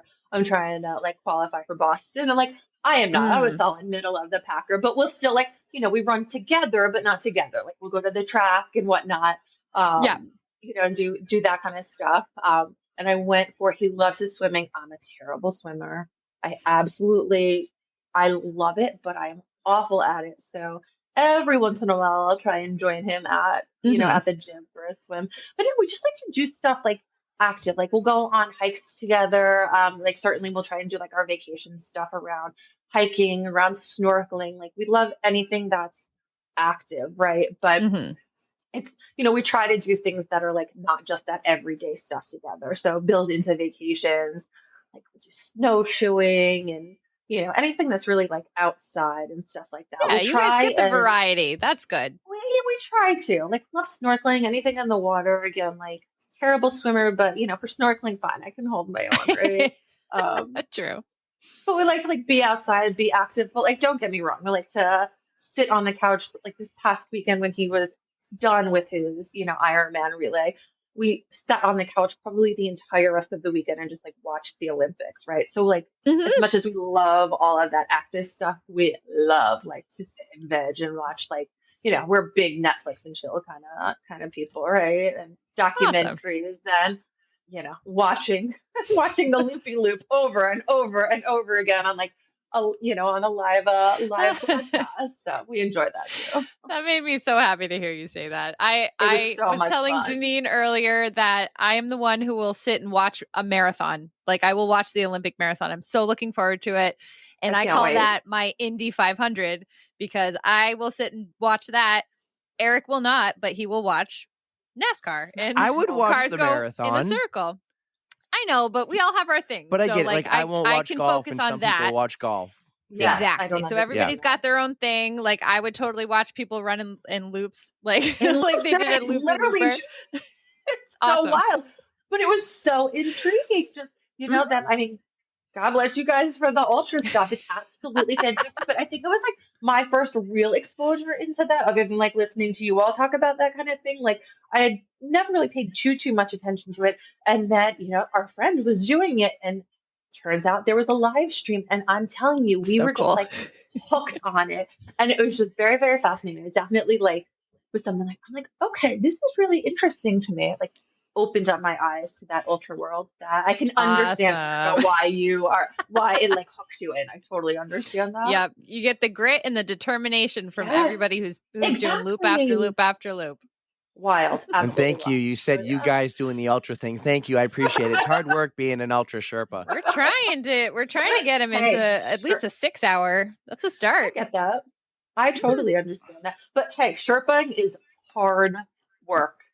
It is hard work. Yes, I'm telling you, you've done quite a bit. I have done a lot of Sherpaing. I said before I was forced into Sherpaing that the worst thing in the world you can ever make me do is like sit and be a spectator. I am a terrible spectator, especially like for the triathlons, swimming scares the life out of me. So the first time I was Sherpaing for Josh in his first triathlon, my heart rate was as high as his was. We compared after the fact because I get so nervous. I don't understand swimming. It freaks me out so much. So it's like a very high stress activity. So yes, I've done a lot of Sherping for his triathlons, and then this past, being forced into Sherpa world this past year with a little injury. So what is your sport then? What would you say your thing is? Is it running, or did you grow up playing a big sport? And yeah. No, it's so funny. I absolutely do not. So I grew up dancing. So, a sport in its own right, but like very different from very different from now, right? And I was that girl, you guys. I was that girl who, because when you're doing something in high school, you're doing something in college, right? Running so often is like your punishment, right? Like you're late, you got to go run, a couple laps, whatever, right? So I hated running growing up, absolutely hated it, to the point where I would like do anything to avoid the mile that you would have to do. So like in high school for that, I would do anything. I'd be sick that day, right? Yeah. In college, oh my gosh, this is funny. In college, I took a kinesiology class because, easy A, right? I want to get my good GPA, easy A for the class, right? Paid no attention to what the class was supposed to be. Didn't look at the syllabus, didn't really care. I just wanted like my easy A, right? Come to find out that a requirement for this class was that you had to run a mile. And this was after ad drop, right? Like you have this ad drop period where you can drop a class, no problem, no penalty. Oh, no. This was far after ad drop. I withdrew from the class. Like I have that scarlet W on my transcript to forever remind me that like I would do anything to avoid the mile. So that is how much I absolutely hated running. And this was in college. Like, I'm not young, but it's not like 100 it was like 2 years ago. Exactly. God, I knew I loved you, Eric. Yeah, it was up until probably my late 20s, like early 30s. More my early 30s. I really couldn't stand it. It was just not like what my body was built for, right? Because as a dancer, you do 3 minutes on, then you're off. 3 minutes on, then you're off. And like fine for sprinting, right? But that was never what like a mile. Again, it felt like a marathon to me at the time. So just the idea of running a mile is enough for me to now have a W on my transcript from college. Thank you very much. So yeah, growing up, it was just the dancing. That was like my life growing up. It was all about that. And then as I got older, obviously dancing went away. And then I really started to enjoy running. Yeah, it was like definitely a switch flip. I feel like so many of us have a story like that where we either found running for the first time or had to find it again once you hit 30. And you're like, you need a sport. Yeah, because I had it in high school, and then my whole entire 20s, I was involved in sports and athletics, but never running, and I hated doing more than a mile. And I even remember one day I said, I was probably like 30, and I said, I'm going to quit running. This 5K that happens in Manchester every year, I said, that's the last time I'm going to run, and I'm going to buy a bike. And then 6 months later, I signed up for another race, and then I started running again. That's crazy. That 30, being 30, like that's exactly when I was like if I'm gonna say, it was a little opposite for me. It was when I turned 30. I was like, all right, if I'm gonna like turn 30, which now, my God, right? It seems so old at the time. I'm like, if I'm gonna turn 30, I'm gonna do this, and I'm gonna like look good doing it, right? So it was around that time that I was like, all right, maybe I'll do this running thing. The first race I ever did wasn't actually about the run; it was about the cause. So there you go. Finding a great cause is wonderful too. Made a huge difference. And that was sort of okay, this is kind of fun. Like, I'm not a competitive person. I'm not like doing these to try and like win them by any stretch of the imagination, but it caused like a little competition within myself. Right. So I remember it like, I remember it was yesterday. It was for lung cancer. So my mom at the time had been diagnosed with lung cancer, and there was a race nearby. It was a 5K. And I was like, okay, I feel like I need to do something, right? Or so many people are like, okay, I feel like so helpless. There's not much that I can do, in this situation. And so there was this race in Washington, D.C., and it was like a couple of months away. And I remember saying, like, I'm going to train for this. I'm going to train for this, and I'm going to do this because I want to do it for her. And I remember being shocked at the time because I did it with a friend who also trained with me. And she had a friend who the day before called up and they were talking about whatever.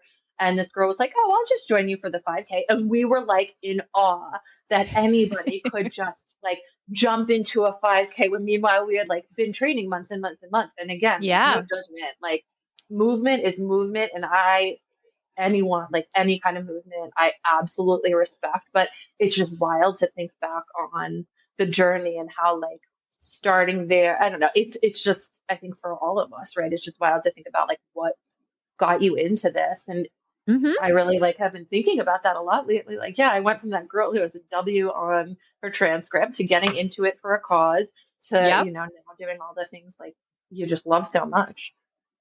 Do you remember after that 5K, like, were you like, that was awesome, I want to do it again? Or was there like a delay? I do.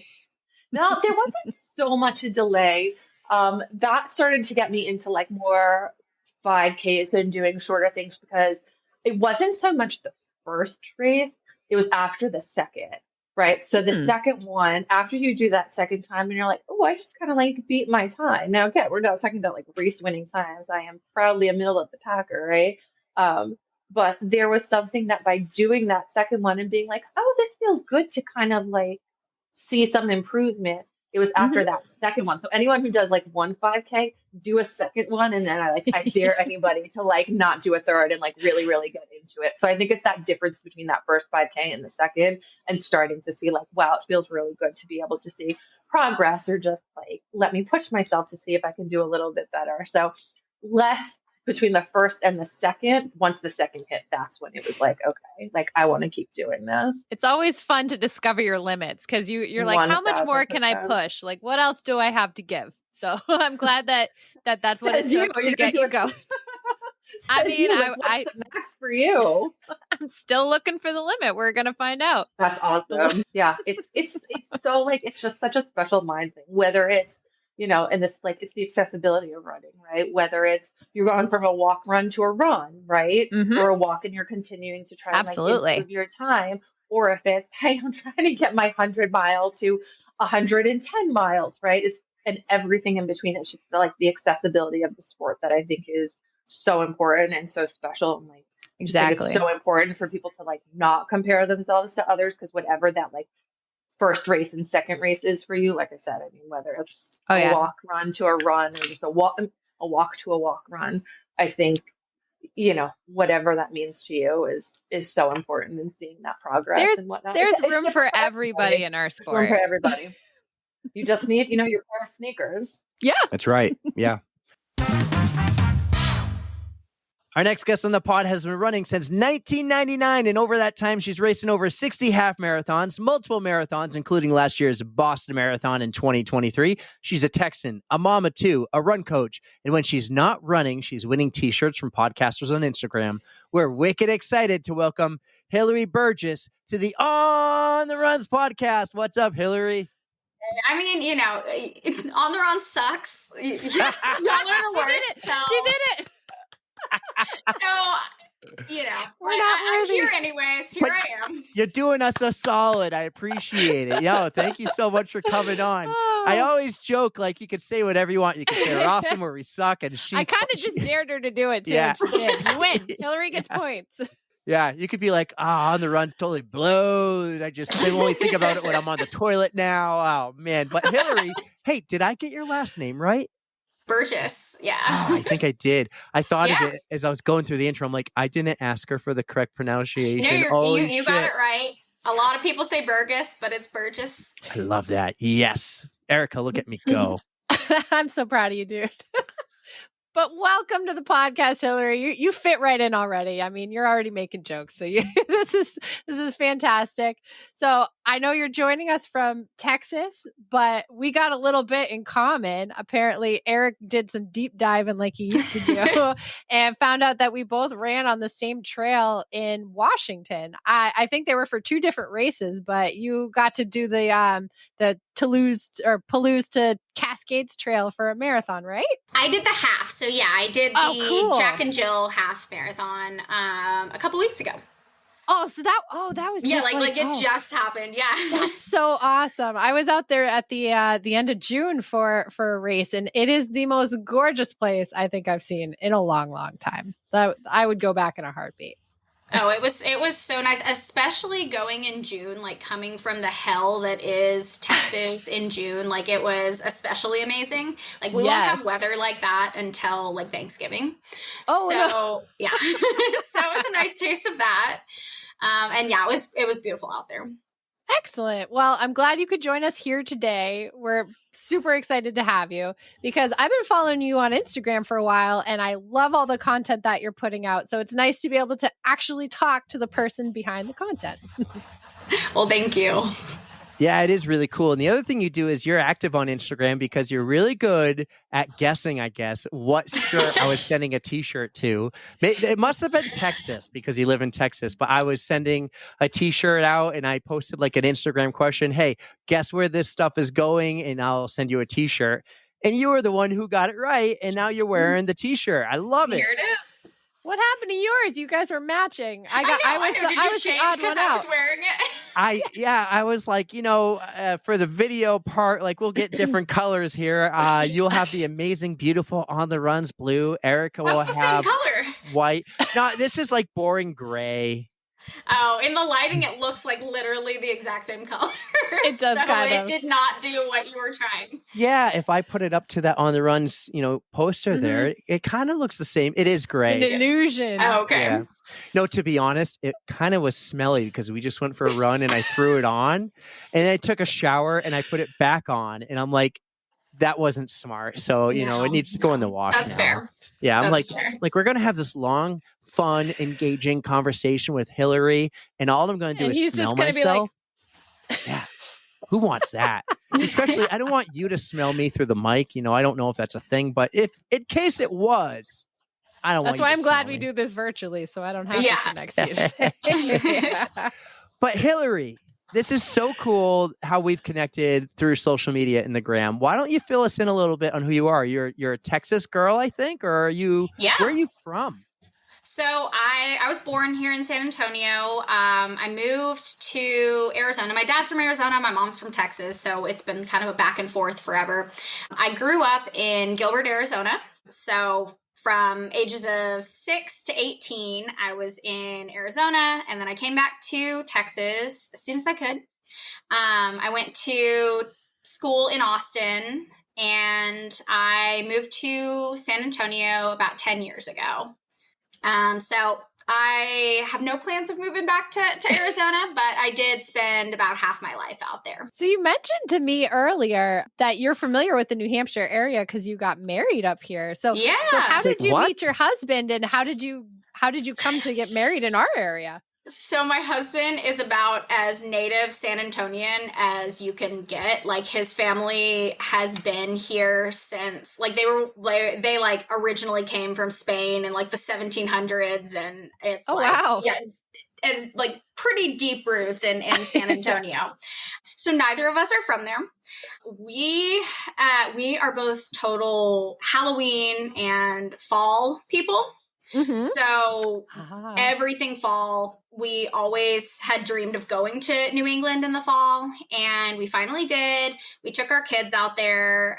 We did all of the apple picking and the corn mazes, all the stuff that you see, the quintessential New England fall, stuff. And then we ended up getting engaged out there.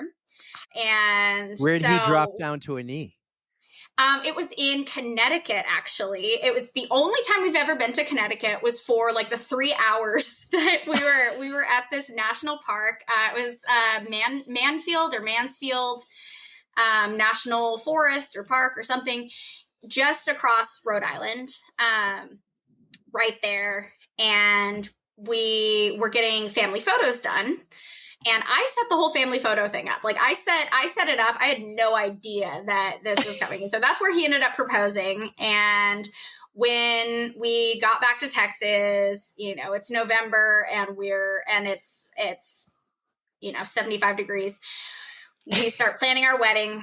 We're like, the only place that would make us happy to get married would be New Hampshire. Like, Like let's go walk to New England. And I mean, it was New England at first, and then when we started looking at venues, we found the one venue we wanted, and we're like, okay, that's where we're gonna get married. We're gonna make it happen. So it was at Searles Castle in Wyndham. Whoa, really? Yeah. Wow, that's so close to us. Yeah. Yeah, it's so we had everybody stayed for the wedding. We don't have a single relative, anybody anywhere near that. Like it was 100% destination kind of thing. We didn't visit the venue before. You typically don't think of New Hampshire as a destination wedding, so I love this. Yeah, that was our destination wedding in New Hampshire, and so we all stayed in Manchester. There's like a building there that it's called the Factory, and it's like half apartments, but then they also you can sell like a block as an Airbnb. So we bought the entire thing. Everybody stayed there. We got school buses, bus people from there to the castle. And actually we did a rehearsal brunch. So it was in the morning. And then after that, we took school buses. Everybody was in costume, and we all went to Salem on school buses. So the night before the wedding, that was what we did. We did not have a traditional that's so cool rehearsal dinner or anything. Yeah. So it was pretty amazing. It was great. I did a terrible job with my research because I knew none of that. Well, I dug it up. I didn't post any of it. I don't post a whole lot. The only thing I really posted about it, so I did the New England half marathon, the Delta Dental one, that ends in the right in front of the state capitol. Yep. Yeah. So I did that, and I did that in a wedding outfit. So I wore a white dress and a veil and a sash. That was the week before. How cute. So that was pretty. And then I posted, and then the only other picture I think I posted was me in my wedding dress with running shoes on. Like those were. Other than that, I don't post all that much stuff that isn't super running focused.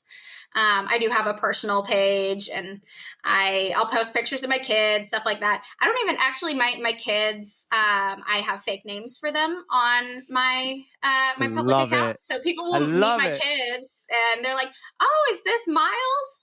I'm like, well, no. What a great name! Yeah.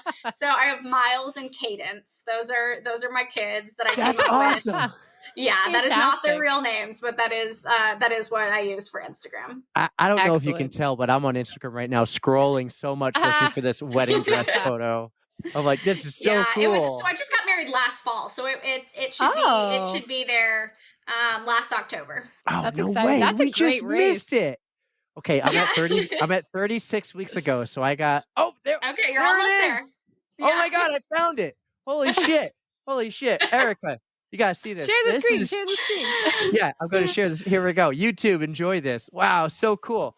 It is a beautiful photo. Oh yeah, too. there's Searles Castle. That's the actual. Yeah, there's the actual wedding picture. There is one sometime around that time period. I posted the actual running. Oh, I'll find it.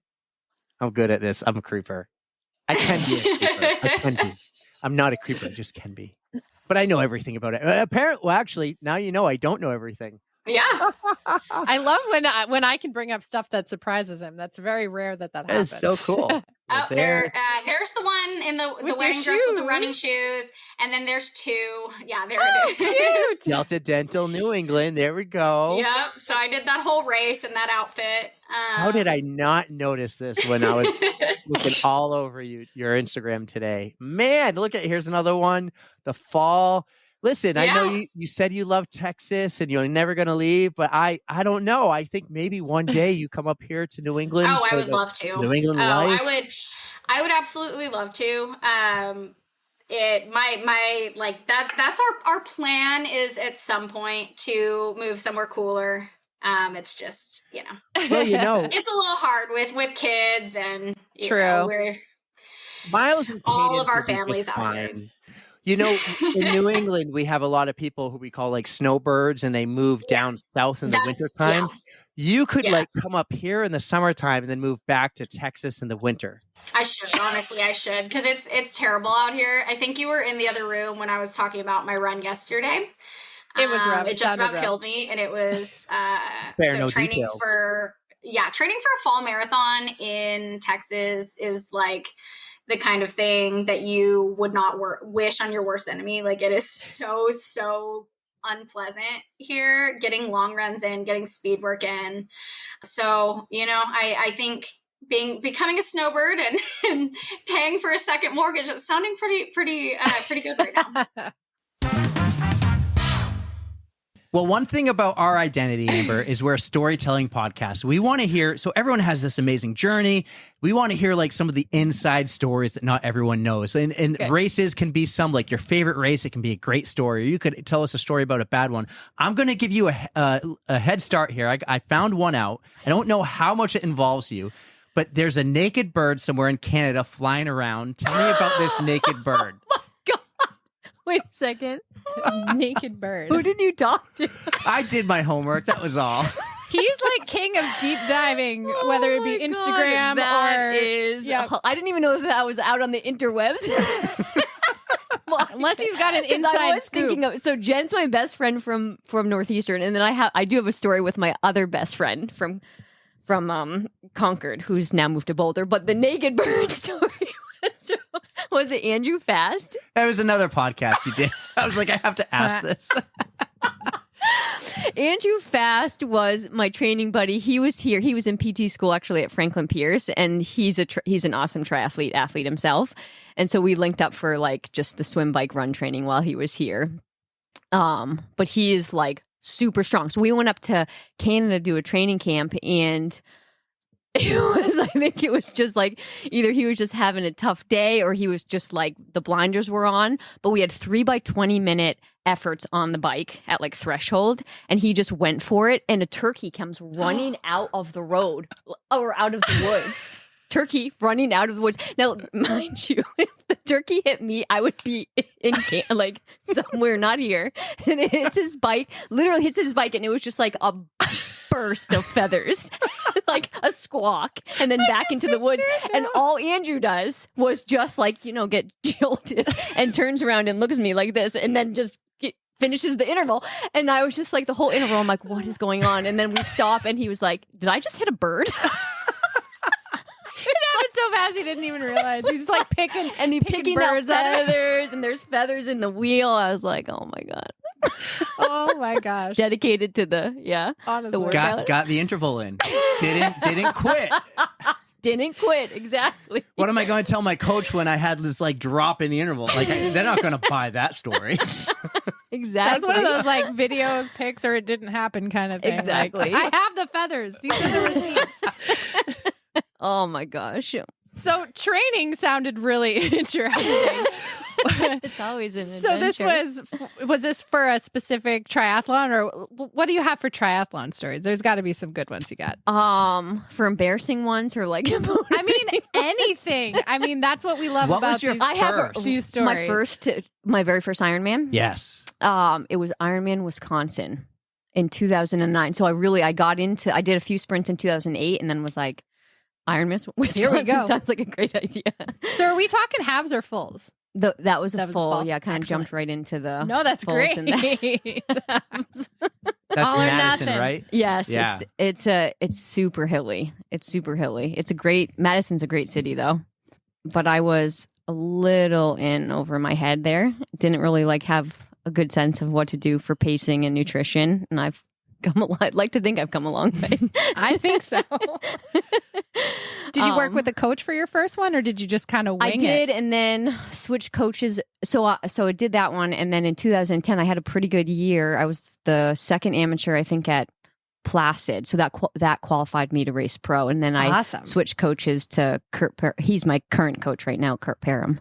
But when I turned pro way too early. I got my ass kicked. Sorry, No, you for the could first say it. 2 years.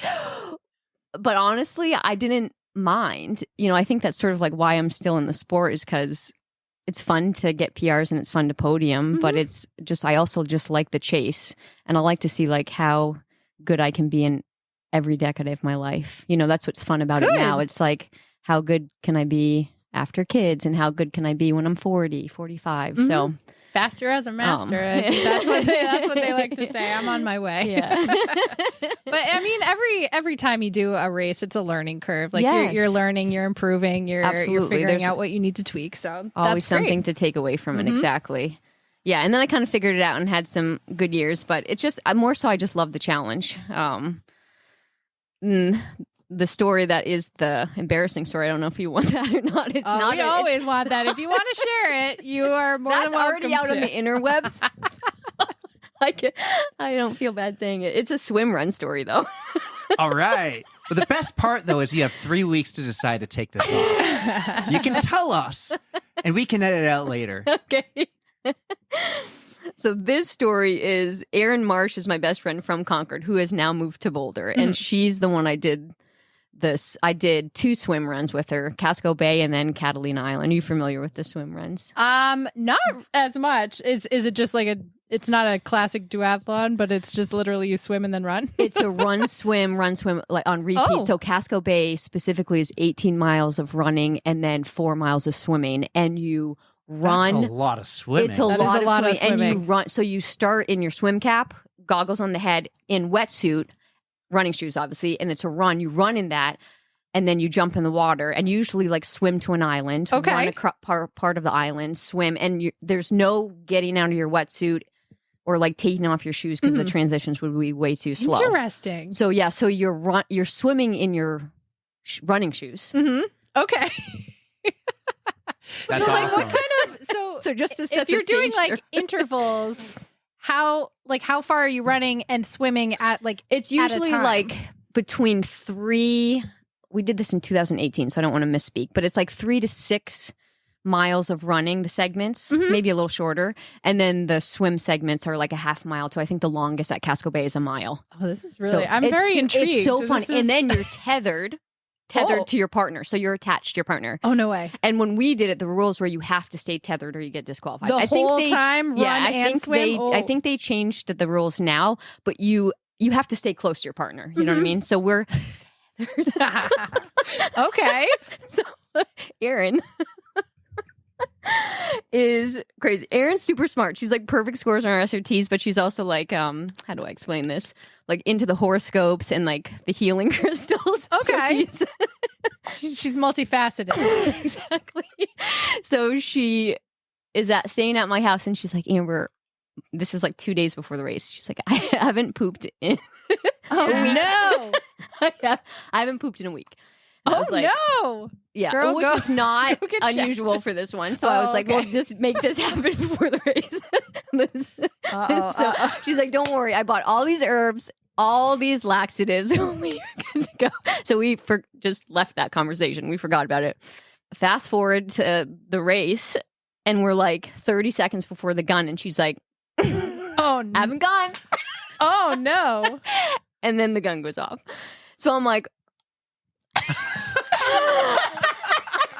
poor thing. I'm tethered to a ticking time bomb. Any moment she's gonna blow. I would have been like, She's still my have best to friend. go. So spoiler alert, she still is his best friend. So and wetsuit on, right? So it's like, there is no good end to this. She's a fantastic swimmer. We were leading the race for like 2.5 hours, and there's one aid station where we stopped, and the lady was like, your partner looks really sick.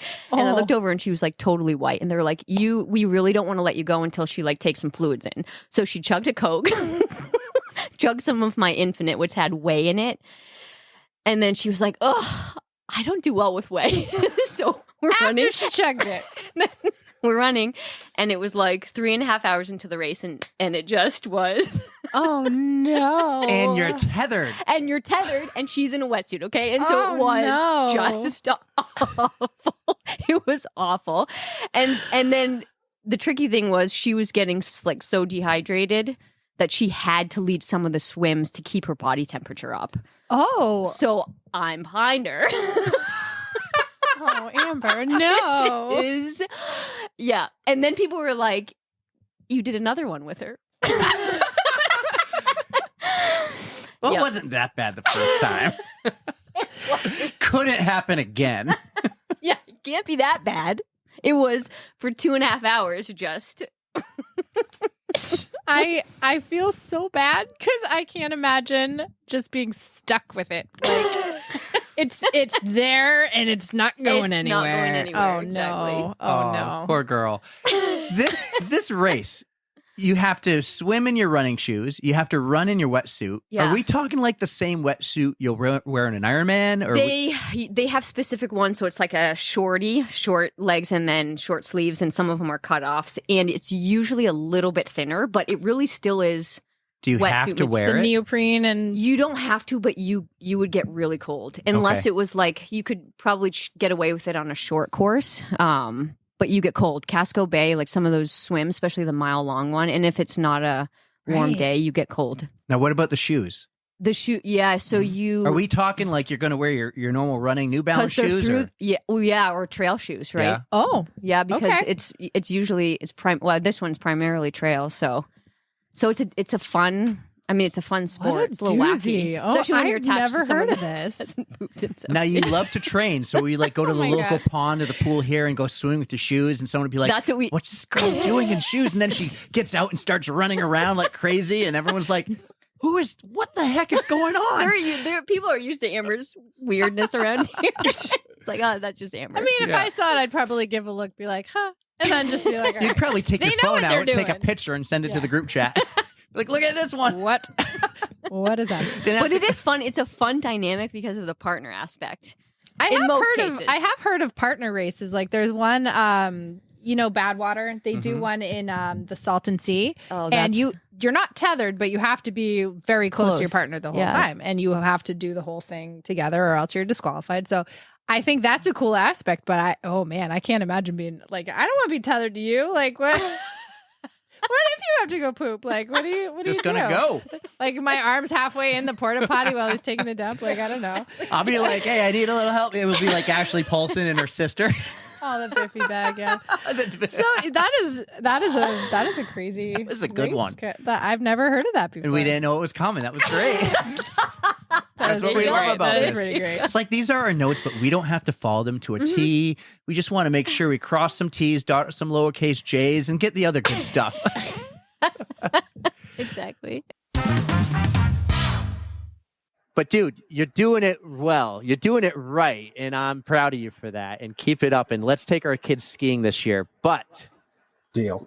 Let's talk about this weight loss journey, because go to Ben's Instagram page, A Better Ben, and you're going to see some big changes in your shape, your body, your look. You got those big T-shirts on, right? And then you take a photo a few months later and you're showing how much room is in the T-shirt. Like, you probably bought a whole new wardrobe. Tell us this journey that you've been on. Yeah. So, the weight loss journey has had its ups and downs, but I think that's what means it's real. Mm-hmm. I think, a few years ago, I almost can't like talk about it without talking about running. But, when I first started running, I had this mindset of, hey, this is going to be one of those good ways that I work out to, help burn the calories to lose weight. And I think a lot of people who get into running recognize that actually that's not the easiest, 1-2 punch there, because it, makes you want to eat everything in sight after a long run. But, I kind of, it really kind of coincided. It was not long before COVID that it was like after a Thanksgiving weekend, and I ended up stepping on the scale and I saw the number and I, freaked out and basically said, what the hell are you letting yourself do? You said you were going to get healthier for the kids, blah, blah, blah. And, so I tried to start early on and I had some success, but throughout the whole thing, what was required of me was looking at it from actually a place of respect for myself, as opposed to a place of anger and frustration at myself and hatred. A lot of us look in the mirror and have, serious, hatred of our look. We put ourselves down. We say some things that we would never allow ourselves to say to somebody else. And what I've realized through my own journey is I do not achieve success when that is the motivating factor pushing me. What helped me achieve success was when I realized, hey, I just finished this race for the first time. My body can do amazing things despite my size. Which means what more can I do if I love myself and recognize my own potential enough that I want to invest further in myself? And so, for the first 2 years, once I kind of had that shift, I think I lost 67 plus pounds, give or take. It was pretty monumental. And, but then I had our son was born, and I had a few other, things go on that kind of made me backslide. Mm-hmm. And, I gained some of it back, and I'm now sitting in a place of, I don't know, I'm probably like still down 30 pounds from where I started. So I'm somewhere in the middle, 20 to 30. And I've been doing a lot of bobbing and weaving, but I think it's a lot because there's, I'll be honest, there's just a lot going on in my life with, difficulties with extended family and, other things. And one of the things I try to help people also understand is, when we do respect ourselves, right? Like if you invest your money, if you see something worth investing in, they say play the long game, right? Because if you play short games, most of the time you lose. Mm-hmm. You kind of have to look at your body and your health a similar way, that it is a journey. And despite what some of the, Instagram influencers will tell you or TikTokers will tell you out there, you don't live in a bubble. It's not just a simply grit your teeth, no excuses life, because life's messy and stuff happens. And so that's kind of helped me where I've continued my run journey. I've continued achieving new and better things, and my health is still improving, although like not every day looks the same. Mm-hmm. So that I'd say, like in a nutshell, that's what I'm the most proud of is despite, I'm still trying to lose weight because there's clear benefits to my longevity, but I'm not letting that number, whether it goes down this week or this month or up the next month because of whatever's going on, I'm not letting that number stop me from continuing to go after all those things that I know I can achieve with, the effort. I have to say, you have the best attitude towards your weight loss journey, just respecting yourself. A lot of people, myself included, like that is so hard to do, to realize that we are our own worst enemies, or like we're our own worst critics. And it's so hard to just get over that hump and just realize that you deserve the respect that you would give to anybody else. And I love that that's the point that you're coming through, and that through your Instagram page and in life in general, you're just showing that there are the ups and downs. Life is a roller coaster. It's not easy. And you could hit those setbacks, but as long as you kind of stay focused on yourself and just keep respecting yourself, you're going to head in the right direction. So I'm just so proud of you for doing that. And it, even just to me, it helps to remember, just respect yourself. Yeah. It was absolutely the most pivotal shift for me. Mm. And it just helps everything else kind of set in place when you just when you're able to step back and realize, wait a second, how many people look at me and how do they view me? And when you realize that you have so many people around you who the first thing they see isn't the shape, it's not the number, it's not anything else. They see the human, they see the love, they see the impact that you have on their lives and other mm-hmm. lives around you. And when you realize that your value is built up of so much more, like, yes, you still have your goals because health is important and you should try to make your health as good as it can be for your life. But when you step back and realize that perspective, it's monumental in the why I'm trying to improve my health. So. Yeah. And it's not a linear thing. It's just, you will suffer some setbacks here and there, but that is life. I want to share a photo All right. So you talked about you lost like 60 something pounds and then you probably put 30 something on. You're a little bit in the middle. I think this photo was around maybe that max of that 60 something pounds. But I also don't think you look much different compared to the before photo. And I think a lot of that is, sure, maybe you put a little bit back on, but you're still very active. You're still running. You're still doing everything. And that's keeping the healthy look, right? So I'm going to share this photo so Eric kind of gets an idea here of what it used to be for Ben. Look at that, Erica. I can Look tell at the difference in just all the facial features there and I think this is Ben today. The picture on the right, even though it was a while ago, I still think Ben looks that great today, and it's because of being active and still being part of the community and doing everything. So if you're watching on YouTube, you'll see that photo. And there's a lot of other photos here of just the work that you put in and that you still put in. And let's be honest, you're still a big guy. Like, I'm a big guy, but you're still a big guy, and we know a lot of big guy runners. Steve 305 is still a big guy. Chad, the Clydesdale runner, like, he's the Clydesdale runner because he's a big guy, even though he's lost a ton of weight. Big guys can do this too. We can do these activities, and we feel freaking. Ben, I know you're probably above 200 pounds, just like me, but when you do this stuff, you feel freaking amazing, right? Yeah, absolutely. Yeah, we don't need to be the 145-pound runner soaking wet to feel amazing. We feel freaking amazing no matter, as long as we're out there being active and doing our best to be healthy. So, dude, like Erica said, I echo that. Proud of you, dude. I just want to say that running should be an inclusive sport. It doesn't matter your shape, your size, your weight. Just get out there and be active. It's healthy for you, well, as long as you do it in a healthy manner. But it is great exercise. It's good for your heart. Just getting active, and just don't listen to anybody about body types because it doesn't matter. If you run, you're a runner. Absolutely. Tell me about Our Place, Our Pace. Yeah. Did you come up with that? Yeah, so that's something that's been brewing in my head now for a little while. And I've kind of started, I probably prematurely kind of launched into it a little bit on the social media. But, Our Place, Our Pace was something that really came out of my journey. And I spent a lot of time thinking about what it means to run, what it means to feel like you deserve to run, and what it means to do it in whatever way is right for you.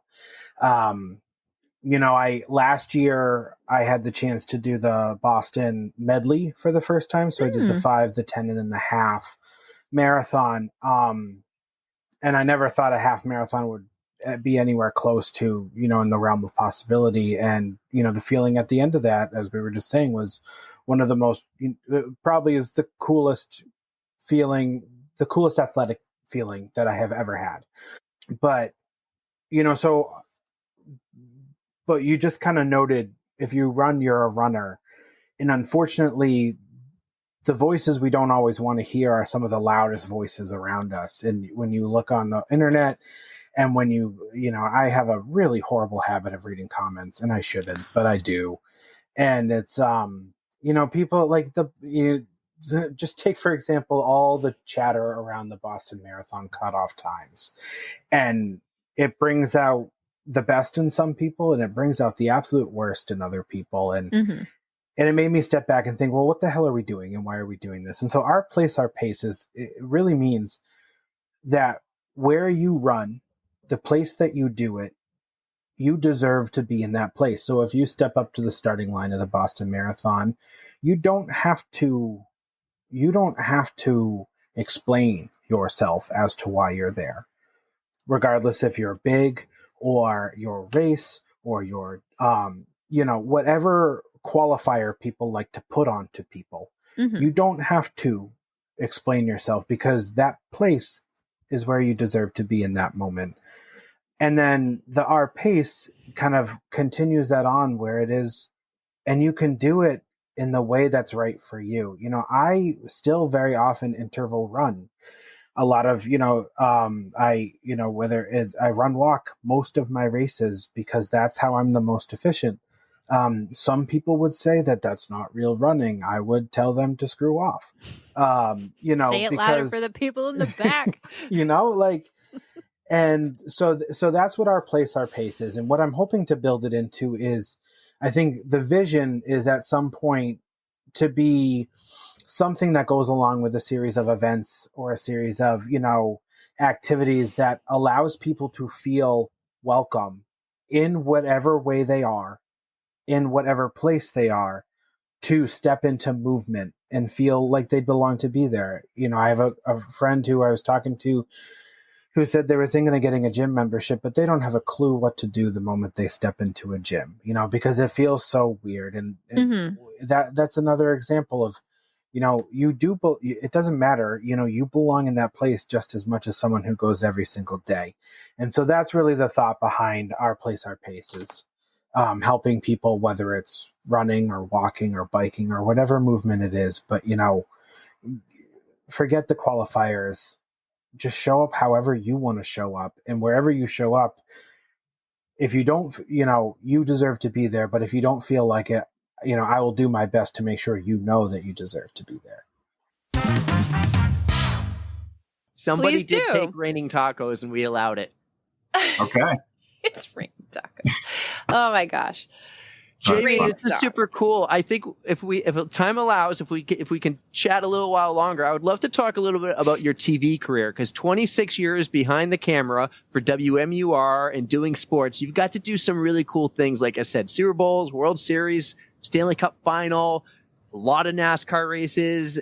Any great stories from traveling the road, going to these sporting events? Like, were you at the 2004 World Series? I was. Yeah, there's a good story there. So Red Sox are about to win the World Series after 86 years, right? This is a huge moment. All the media is underneath the stadium, back where we can't see the field, in like this bullpen area. And they announce media won't be allowed on the field until all the celebrities leave. And I'm thinking, the celebrities aren't going to leave for a while, right? Jimmy Fallon or whoever was there. Drew Barrymore, I interviewed her after the World Series. Oh my God! For Fever Pitch, were they there for Fever Pitch? That was actually, I think that was actually 2007. But anyway, there's a lot of celebrities in St. Louis in 04, and I'm thinking they're gonna want to watch the Red Sox celebrate. I'm gonna miss this whole thing. We've been waiting 86 years. I've been a Sox fan my whole life.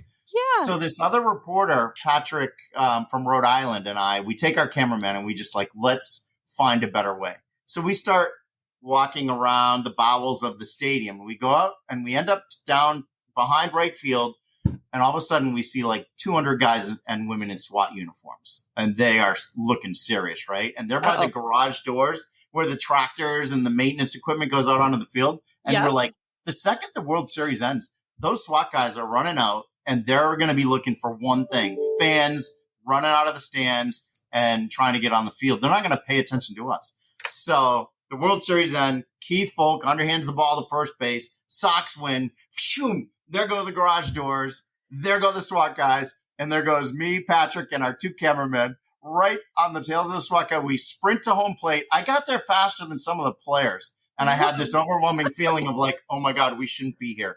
We got here too fast. And so we kind of pulled back behind home plate a little bit. But we were right there on the field, shooting at all of the camera, capturing everything, all the guys, Jason Veritek and Derek Lowe and all the guys just going crazy and celebrating. And we were right there while all our other media friends were stuck in some room underneath the stadium getting none of that video.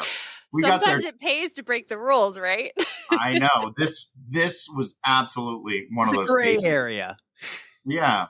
So I learned from that. So then in 2007, they're trying to do the same thing. They got the media lined up in this long hallway at the Colorado Rockies. They're about to win. And I'm like, nope, we're not standing in that line. So we went out to left field to the bullpen area, and then we ran onto the field through there. And then David Ortiz, he did an interview on the field, and then he was going into the locker room, and he's got an entourage. He's got 3 or 4 people with him. So I grabbed onto the back of David Ortiz's belt. My cameraman's right behind us. And we walked through, and I think everybody thought we were David's personal camera crew, because they let us go right into the locker room. We go by the hallway where we could see hundreds of media people all lined up, and they were so pissed. I'm like, We go right into the locker room, and we were there for all the champagne soaking and celebration. Should have done a little like, Yeah, Julio Lugo soaked me with champagne. I think that was the year he was there. We were there like right away. It was so cool. That is yeah. amazing. A couple of World Series stories with the Red Sox. Breaking the rules to get ahead. Worth That's so cool. What an inside scoop there. That's awesome. What about, I'm a diehard Boston Bruins fan. Live, breathe, bleed black and gold. 2011, did you get to go to Vancouver? We didn't. That's the one trip that we didn't take for budget reasons. It's changed now. If they played Vancouver in the Stanley Cup Finals, now Channel 9 would send their sports team. 100%. Cool. But back in 2011, we weren't quite there yet, so we didn't travel with the Bruins to that one. It's the one that I missed, because I've certainly covered a bunch of Game 7s in the Stanley Cup Finals that they've lost at home. One to the Blues, right? One to the Blackhawks. So I've seen them lose in Game 7 a couple times, but I wasn't there in Vancouver for that one. Yeah, I was sad and lonely those days. Yeah, right. Those are hard days for me, but My dad feels that in his heart. You were a Dale Earnhardt fan, right? Die hard. A huge Dale Earnhardt fan. You've had some tough days with sports then, that's for sure. Yeah, they say you remember like where you were during some big events. Like I remember where I was for 9/11 when I found out and heard, and I remember exactly like where I was when he crashed. And I remember, I was in the car in the driveway just getting home from a hockey game, listening on the radio. And I remember turning on the TV and just thinking to myself, like, that's a bad crash.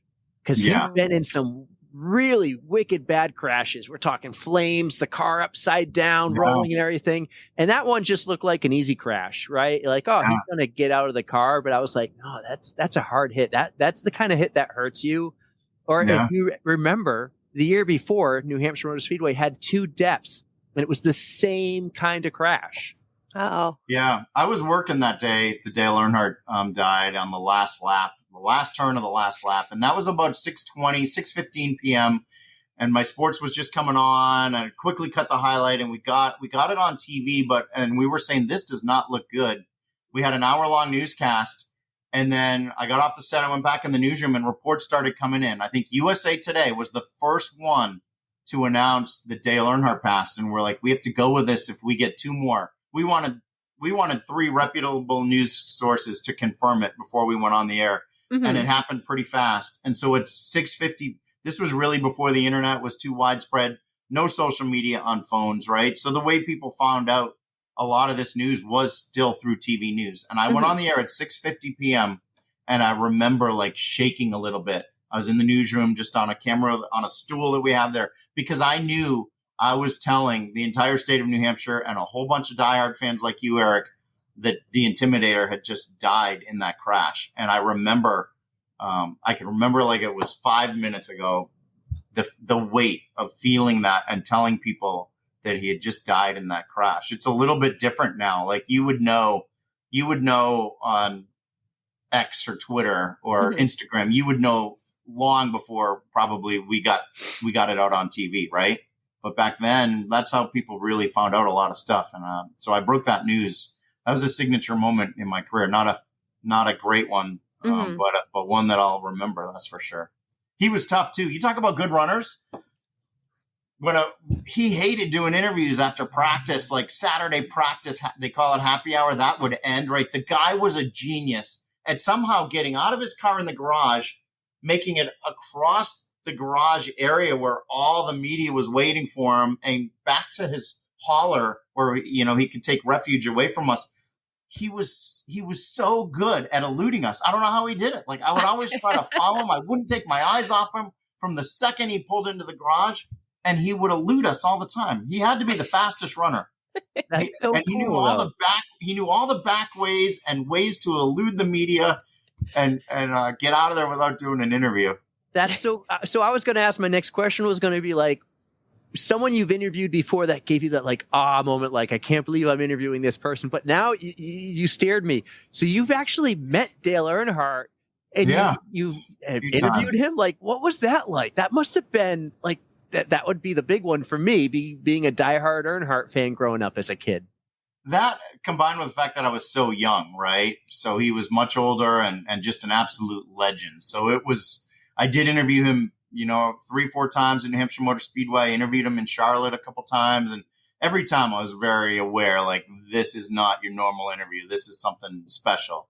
There was a few of those that I got to do, like the Tiger Woods of the world, and tons of interviews with Tom Brady, but he was absolutely at that level, right? Interviewed Muhammad Ali once. So you're really fortunate. I had a great run with my career. No, didn't leave anything on the table, put it that way. 26 years, you've gotten some cool experiences. You've gone around, you've seen amazing people. You got to experience like the World Series, Super Bowls. Like the Celtics actually threw you a parade for your last day at WMUR. So that's funny. What are you doing now? Tell us the scoop real quick. You just left WMUR. Maybe you're still there part-time from what I researched, but like you're doing some really cool stuff now too. Yeah. Thanks for doing all that research. You're spot on. I'm still a part-timer at WMUR. I won't do any of the hard news stuff anymore. It'll just be going back and helping out the sports guys, maybe 15, 20 times a year. November 17th is my next shift. And then I think after that, I'm working Christmas night. So it's not a lot that I'll be there, but just enough for me to keep my foot in the door. And awesome. It'll be really great every time I go back. But full time, I'm at Easter Seals, New Hampshire and Vermont, which is just an unbelievable organization with what they do for people in need, starting at birth all the way to the end of a person's life. They just lift up everybody. People of all abilities can find services at Easter Seals. I want it to someday be looked at as the WMUR of nonprofits in New Hampshire. It's a $150 million company. People don't know that. Wow. 1,600 employees helping 16,000 people every year across New Hampshire and Vermont. Everything from veterans to those struggling with addictions to young kids in daycares to adults in adult day. It's a fantastic organization. So I'm super lucky where I landed for the last phase of my career, hopefully. Work on the nonprofit, but still work at Millennium, doing races, still work at WMUR. So I have to have 3 jobs to hold things down. You're not busy enough, Jamie. There you go. I'll tell you what takes all my time, Erica, is pickleball. If I would just quit that, I'd have like 20 more hours a week probably, but hey, when you find something like a passion and you love it, it doesn't feel like work, right? And so pickleball, like that's got to be a fun way to stay active. My boss keeps telling me to go play with him. He plays out in the Exeter area. So yeah, I play in Exeter once in a while. Great people out there. I'm telling you, if running is important to you, don't play pickleball yet. That's right. And bumping then the those YouTube, numbers up. And then the page. No, I'm just kidding. So speaking of work, I know I hate to bring this up. Work, is it true, Erica? You work at a sperm bank? No, it's not freaking true. Okay. Oh, I heard that on the last pod. And I go, what? My ears perked up. No. Well, no. can Let him. All right. You fine. need to explain. You're a scientist type of person, and you have to deal with samples that need to be frozen. And one day I was just like, oh, do you work at a sperm bank? I mean, I do. And I said, she goes, I was like, no, seriously, I thought you did. Now I'm playing with her. And I said, Brandon told me. You're full of shit. I absolutely do not work for a sperm bank. Not that I have anything against people who do, but that's just not me. I work for a biotech company in New Hampshire, and we're just like that deals with semen. No, we don't deal with semen. I mean, occasionally we'll have to do samples. Occasionally they deal with literally, semen. it would be like urine samples. So that's like, I haven't had to do that in years. It's been a long time. But so there could be a trace. If a client needs something, oh God, I'm done with you. I'm actually kind of disappointed. I had like 1,000 questions for you. Unfortunately, I'm not going to be able to answer sperm bank questions, but he loves to razz on me just because I work in a lab, and every once in a while I'll get bored and I'll send him a picture. Like I have to wear like a hairnet. It's like a GMP facility, so it's like a body condom. I have to wear a face mask, a lab coat, the gloves, and everything. But yeah, he just takes it. Have you ever watched like all of ER? Are you an ER fan at all? Nah. So I love DR, and there's this one episode with this doctor. It's towards some of the final seasons, and he's a short redhead doctor with freckles and everything. And all of a sudden, like these 6 kids all walk in looking for him, and they all look like them. And they go, are you Dr. Anthony Bailey? And he goes, yes, I am. And he goes, did you ever donate semen between the months of February and March of 1994? And he goes, oh yeah, all the time. I made like $100. And then he realizes they're all his kids. Oh, wow. Because they had a special look, the redhead with the freckles. And he's like, oh, guys, these are my kids. And then the kids are like, screw you, you're a loser. Oh, wow. This episode took a left turn. It really did, yeah. It really did. Thank you, Anthony. You're welcome. Oh, goodness. Well, hey, tell us about you and tell us about life growing up in California. You kind of told me earlier when I said, hey, are you Anthony or are you Tony? And you go, no, Tony was my past life. Yes. Well, I grew up here in Antelope Valley, and unfortunately, my parents were, I hate to make the tone sad here, but I grew up in a household with alcoholism, drug abuse, lots of physical and mental abuse. And it was a tough way to grow up. And I watched my mom and my dad just, it's crazy. My stepdad used to work on the base, and then the drug addiction got to him, and eventually, he used to think that there were Russians in the attic. There were people watching him. There was all kinds of crazy stuff going on as a little kid. And one time I had to watch him dig a grave in the backyard for my mother. All kinds of craziness. Just things I would never wish upon any child. And so when I grew up, I got out of there as quick as I can, got my first job at McDonald's, moved out as fast as I could. And I swore to myself I would never drink any alcohol because I used to watch my mother do it, and it was just awful. How old were you when you grew up and moved out? I was like 18. Okay. I was still in school, actually. I was like, get me out of here. Once I got my first, I used to knock on doors, pulling weeds, because they didn't provide my clothes for me. I'd put my own clothes, my own food, my own shoes. So I did. You were on your own for more, like before you moved out. Oh man. Yeah, it was rough, Yeah. but I think it made me stronger. I mean, many people say that, but I think it did. Absolutely. And when I moved out, I told myself I'd never drink again. I would never, ever drink. And then what happened? 21 hit. I went to a party. A buddy of mine said, hey, just have a shot. And that shot just turned into 14 years of alcoholism.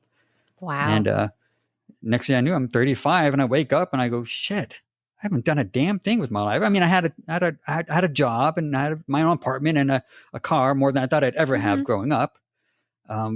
But it's like, geez, 14 years just flew by in a bottle, just partying. And not that I didn't have some good times during those years, but it was a real wake-up call. And it just, we can go on further. But yeah, that's pretty much my childhood. So you went from like basically your childhood trying to survive throughout all your younger years and teenage years, and then straight into, you're on your own, but eventually 14 years of alcoholism. So you never really got to have a childhood, I guess. You never got to did you get to play sports? Did you get to be involved in school? Or you just always every day, get through the day and do what you got to do? Oh no, school was a refuge for me, because first of all, I can go to get a meal, because a lot of times we didn't have, my parents were on welfare, and when they get the check, they'd blow it on drugs or alcohol. But no, in high school, I discovered marching. I was actually going to drop out of high school in my freshman year because I was so shy and withdrawn, and I was so scared to go there. And I'd have holes in my shoes and just looked like a mess. And I was like, "Oh, I'm dropping out of school." And my buddy goes, "No, just try marching band." I go, "Okay." So I went to a thing and I discovered the drums, and I joined marching band for the next 4 years, and I freaking loved it. Awesome. And it was kind of like my art outlet from my home life, and I think it kind of led in. I've always been kind of an artistic person. I used to draw as a kid, and then music was my high school life, and then now it's YouTube and content creation. So it's weird how the things all match up together or line up. But I'm glad everything worked out. Still a work in progress. Well, aren't we all? Yeah. Well, the thing is, not many people that go through trauma, you're pretty much stunted in alcoholism. Like I didn't really fully form, mentally like I should have. So this thing, my wife still tells me, no, that's not correct, or no, you should be doing this or that, or she's my voice of reason. But there's still parts of my life that it's not a day that goes by, but I don't think about the abuse in my house or having flashbacks or the trauma I went through, or so it's still 47 years. It still affects me today. That is hard to get over, though. Yeah, it's just it always sticks with you, and you can do therapy and try to work through it, but it never leaves you for real. No, unfortunately, many people don't get a lot of mental illness you see on the street or drug addiction is from trauma. And so I feel very fortunate that I was able to get out of it. So, did you have brothers, sisters, friends from school that you would maybe go to get away, or brothers and sisters that you could like talk to and stuff, or were they going through the same thing? Well, actually, my older sister, she went down the path of drug addiction, and now she has schizophrenia, and she's pretty much been on the county for her whole life. But she's born kind of in a bad situation. She had the effects of the drug abuse from birth. My little sister, she was my half sister, and she's okay. She lives here in the town, but I talked to her. She's doing okay. Yeah. But anyways, growing up, I depended on parents and friends to I'd actually look at them and go, oh my gosh, they have such a perfect life. But then I found out years later, they're going through their own stuff too. But from the outside looking in, I thought, oh my gosh, if I could just have a life like that, like, brand new shoes or have a haircut from time to time, So everybody has their own. I did depend on friends and neighbors to kind of help me through it. It's hard to look at other families too, because they may look all shiny on the outside, but you never know what's going on behind the scenes. Oh yeah. It's unfortunate. One shot takes you down a 14-year road of drinking. It was a start. Mm-hmm. It was the start. Yeah. You woke up at 35. Like, what did you do to get past that? Oh gosh. Well, to go back to the shot thing, I think it's very important to tell. Like once like I told you, I was very shy, very withdrawn, very emotionally stunted. I took that shot. Like, oh my gosh, I feel like all those feelings went away of like being shy, it turned me into like, wow, this is me. I could be outgoing. I could the go liquid talk to somebody. courage. I can go, yeah. Oh yeah. Oh my gosh. It was amazing. I loved it. It was just, and I said, why didn't I discover this earlier? But 14 years of going to clubs and going to dingy bars and being wasted and having hangovers every day and having to wake up and apologize to people for this or that or whatever. But 35, I don't know. I think I've always had this little voice. I like to tell people you have this little voice that keeps nagging you. And I'm like, shut up, little voice. Shut up. like you're better than this kind of thing. You're better than this. Yep. And finally I just said, you know what, God, it's been 14 years. I haven't done nothing. And it wasn't overnight that I quit. It was just like, well, let me start going to the gym a little more. Let me start going to church. I'm not a religious person, but I wanted just some positivity. Yeah. Because the people I hung out with were all just self-deprecating, always made fun of each other. There's nothing but negativity. Yeah. So let me go to church, get some positive energy in me. Let me listen to some speeches and stuff like that. And eventually it just kind of kicked in. And then when I met my wife, she was the final push. I mean, she was the one, because I finally decided, okay, I'm gonna get serious about this dating thing. And I found her, and when I met her, I was still kind of smoking and drinking because I smoked cigarettes back then. And she goes, I don't care if you do it, just don't do it in front of me. But then 6 months went by and she says, well, I'm in love with you now. So it's either me or that. What are you going to do? Ooh, okay. And that was her ultimatum was the final push. Okay. But it's funny with her, I've had many do that to me. And I'm like, oh, go pound sand. I don't care. But with her, it was different. Okay. It was like, there was something special about her. And I'm like, okay. And it was tough. I mean, it was hard, Eric. Oh my gosh. He was like, I couldn't listen to 80s music again because I loved 80s music. And I'd always attach that to like drinking and smoking and all the things I learned, I had to kind of let go of. But yeah, without her, I don't think I'd still probably be sitting in that same little apartment getting drunk every night. What's her name and how did you meet her? It's my darling Jen. If you ever watch my YouTube videos, you'll see her on there. She's an amazing woman. I always get emotional talking about her. She's just a great person. She's your rock. No, she's my, you see behind me, you can see that it's a little stuff behind me. You can't see it. I can see that Bailey's established 2017. Yeah, I got married in 2000, met in 2012, got married in 2017. Beautiful. But meeting her, I started getting more confidence in me. Like, okay, let me go to the gym. I started doing more in the gym I thought I'd ever do. Mm-hmm. And then I said, okay, let me apply for the police department. Ooh. Because I thought, okay, if I can be a police officer, I could kind of help people that are going through the stuff I was going through as a child. And I went through the whole process. I was gung-ho about the police department. Really wanted to help. And 9 months into the process, LAPD, I was so close. And LAPD said, thanks, but no thanks. They And I made was you so go through devastated. 9 months of like training, whatever, and they said no. Backgrounds. Oh my gosh. Yeah. Well, at the time I was 35, so I had a long background for him to go through.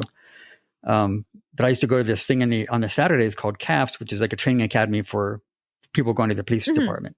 And I used to run my butt off because I was going against these young kids, and I'm like, I'm not going to let these kids beat me. So I'm just running. And when they said no, a friend of mine said, why don't you do a marathon? And I go, a marathon? That's like for elite athletes. I'm not doing a marathon. Well, I looked into it and I go, you know what? I'm going to do it. So I signed up for the 2017 LA Marathon.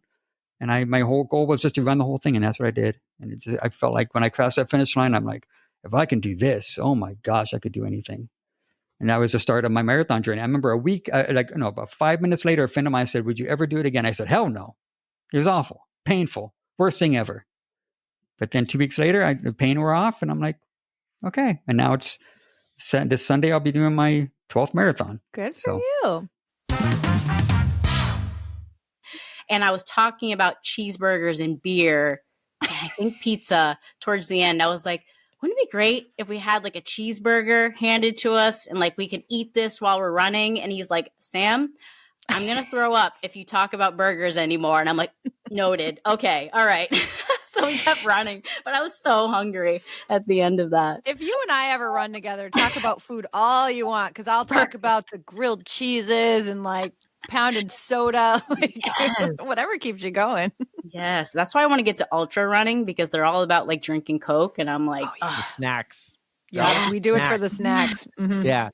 So I'm learning new things about you, even though I've gotten to know you quite a bit this year. But you've been running for much longer than I thought. Like 2013 was your first half marathon. You started doing marathons. 2010 was our first half marathon. I pay attention. No, you don't.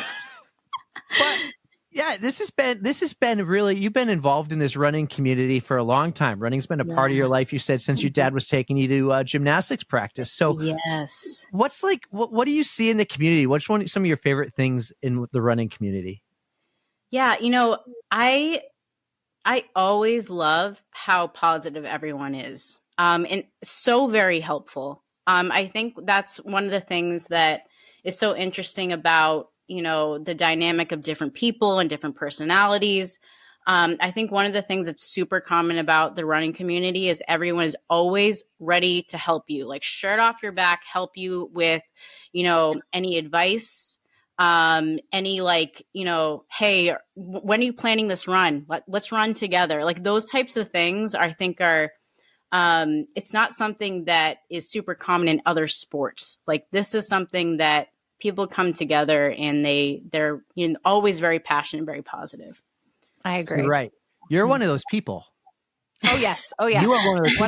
100%. Not everyone's asking Erica to go for a run, but not everyone's asking me. You're one of those people. You reach out and you're always inviting and always like, hey, what do you got to do for miles? How's training going? Do you need some motivation? Do you need someone to go out with? And you are one of those people. You're one of those always high energy, positive community people. Love it.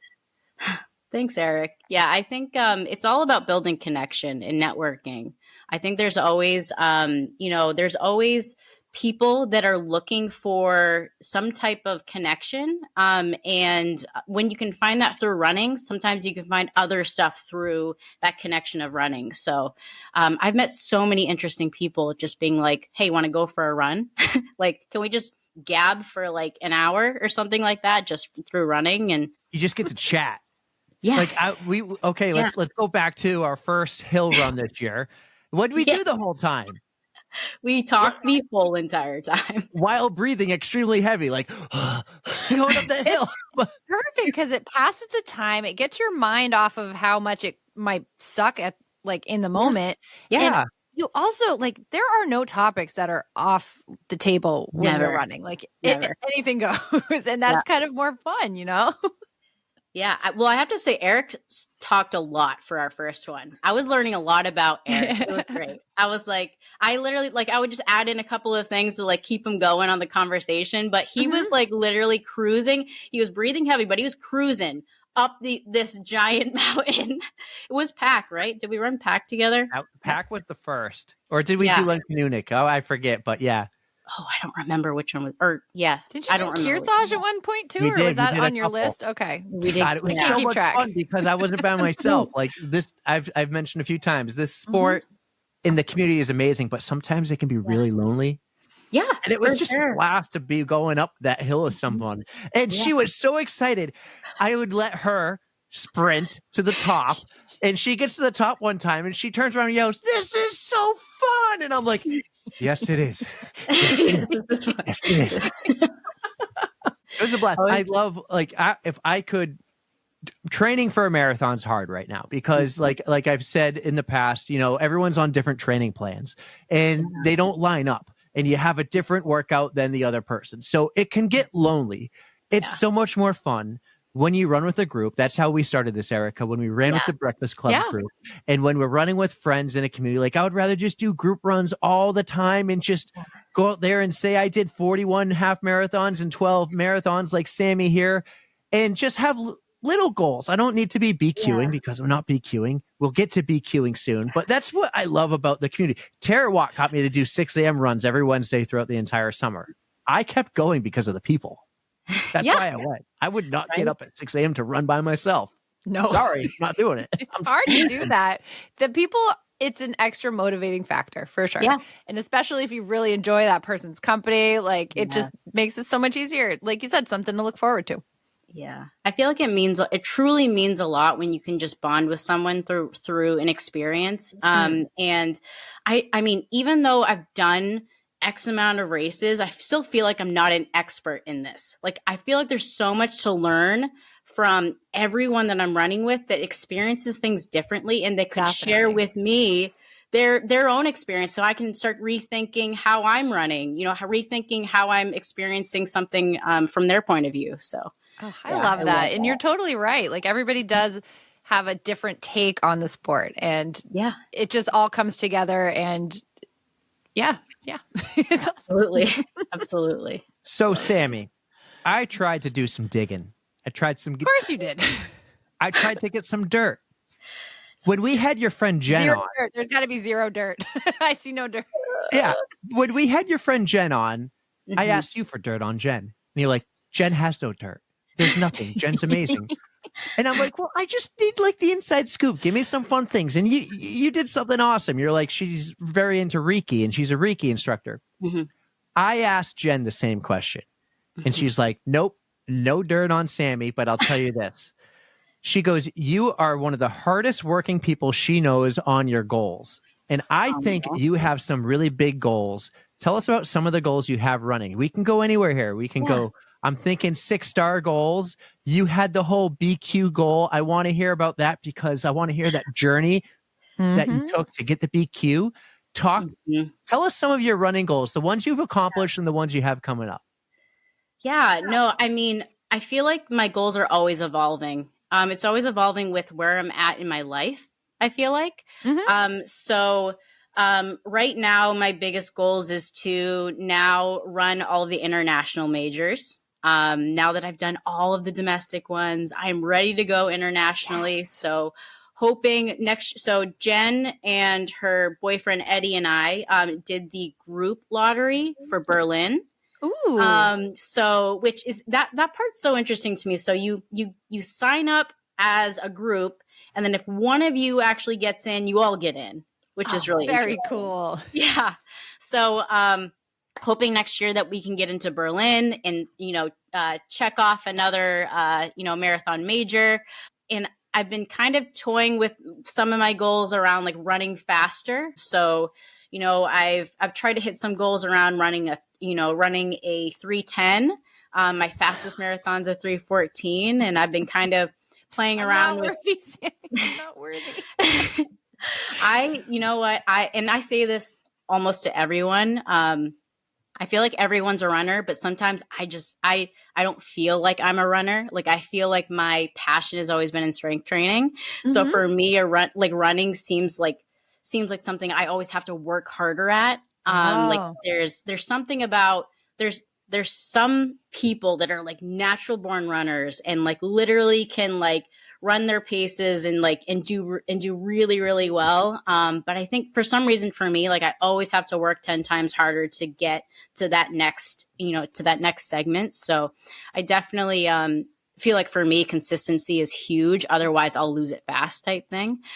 So yeah, my goal this year was to get a 3:10 marathon. And actually during Mount Washington training, I met Eric, but I also met Sam Jue. Can you run it, Sam? That's how I know him as. Also Yes. known as Jesus. As Jesus, yes. That's right. Remember, he saved my life. He got me sunglasses when I left mine in the camper. Yes, that you stole for the next 6 months. I did. I totally did. And then I went to go. This is funny because I went to go give him back his glasses, and I'm like, "Here you go." And he's like, "These aren't them." And I was like, "Shoot." Whoops. I was like, I think, and I'm looking at they're like a really nice pair of Gooders. I don't know where I got them from, but they're like too large for me, so I don't wear them. But they're a way sunglass stealer.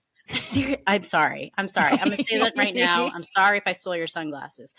But we agreed that they were a better pair than he had. So I was like, you can have these. Took them anyway.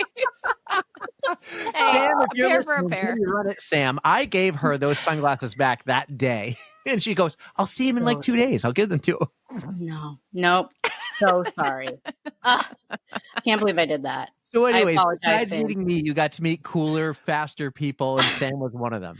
I met Sam and it was great because so during training, I actually through Blake Tyler had connected with him because he had a group that was running on Kanunic. Met a lot of really, really fast runners, let's just say, in that group. They were super motivating and awesome. But Sam was one that actually, after that group, had been like, what's your goals? What are you doing? Let's run together. Like, let's build a connection through running. And I was like, sure, let's do it.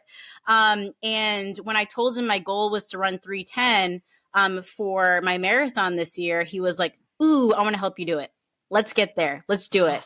Awesome. So he actually helped me plan out my runs for all summer for basically building up to my marathon. And we connected through my coaching app, and he was building out all of my plans for me every single week.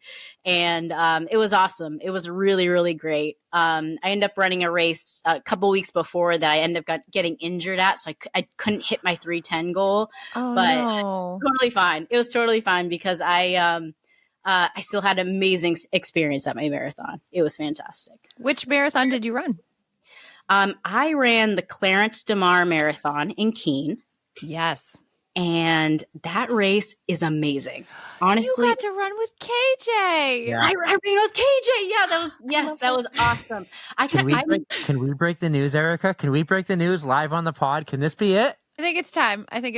I'm going to be a relentless runner with KJ. She's going to be my coach for my winter season, and she's going to get me hopefully a decent time at the cheap marathon coming up in April. Yeah. So KJ is awesome. Shout out KJ. All right, but enough about Erica. Back to Sammy. Yes, please. Clarence Del Mar. Yes, and actually, the whole reason I ran that race was because of KJ. I love it. What? Yeah, I met her at the Revel race, the Revel White Mountains race. It was funny because we were waiting for other runners to come in, and she came up. She stood right up next to me, and she was like, "Hey, I follow you on Instagram. It's so nice to meet you in person." It was just funny, the connection. And then we were just talking a bunch about ultra running and races that we have signed up for. And I was like, I really want to sign up for a fall marathon, but I don't know which one to do yet. And she was like, you need to run Clarence DeMar. That is an awesome fall race marathon. every time we see her. Well, she's a Keene native, so she knows it better than probably any of us. Yeah. And you know what? For the New Hampshire marathons that I've done, and honestly, in comparison to other half marathons, I think this was the best New Hampshire race. It's the perfect time of year. It's like right when the leaves are changing, and it's a net downhill. So the race itself is pretty fast. Like it's a really, really scenic race, and it's a fast race. So yeah, I ran it last year and I really, really enjoyed it. I was just in it for the hell of it because I was like, I haven't done this one yet. So I think I did better than I expected. I don't remember exactly how I did, but it was just gorgeous. And like the crowds were amazing. Yep. Like you said, it was super scenic. So I will go above and beyond and start recommending that to people as well. One cool stat I want to leave you with. Women took home 65% of USA's gold medals. So they won 26 out of the 40 that USA took home as a whole. And Katie Ledecky had 20 of those. she was definitely up there. I think that's super freaking cool. That's so awesome. That is wicked cool. So yeah, I mean. And just think, many, many years ago, women couldn't even compete.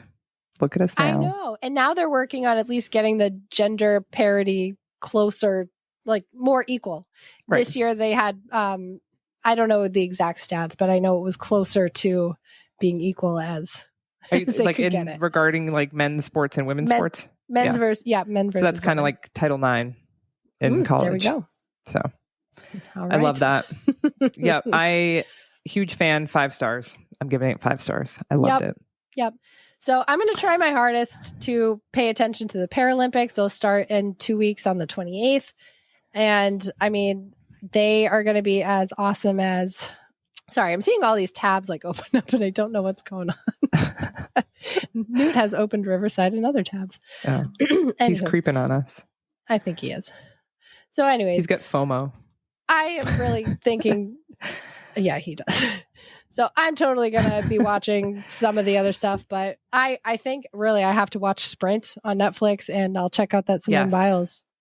Yes, I can't wait till Sprint 2 comes out. If you're listening, you have to, if you are into running, which you probably are if you're listening to this podcast. I know, right? You have to watch Sprint. Or they just like us. Who knows? Yeah. But yeah, I'll definitely tune in to the Paralympics. I don't know. So this is like a big thing for me was that I knew a lot of these athletes that were going to be at the Olympics. So that was like the main reason for me watching the familiarity. Yeah, because I'm like, oh, I can't wait to see how, Simone does, or, a lot of the Ellie St. Pierre. I got to give her a shout out. Vermont dairy farmer. She killed it. She was awesome. Went to UNH, right? Yeah. Yep.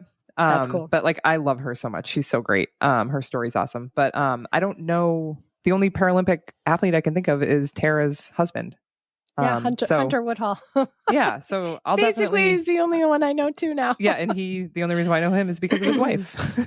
That is true. But I'll definitely tune in because that's awesome that they have the Paralympics too. And I'm sure some of these stories are going to be like super gut wrenching and like the comeback and all that. So I love a good feel good story. So Me too. Well, Tara, I love you so much. Thank you for joining me on this all over the place Olympic recap. And thank you for being one of the only ones who really watched it.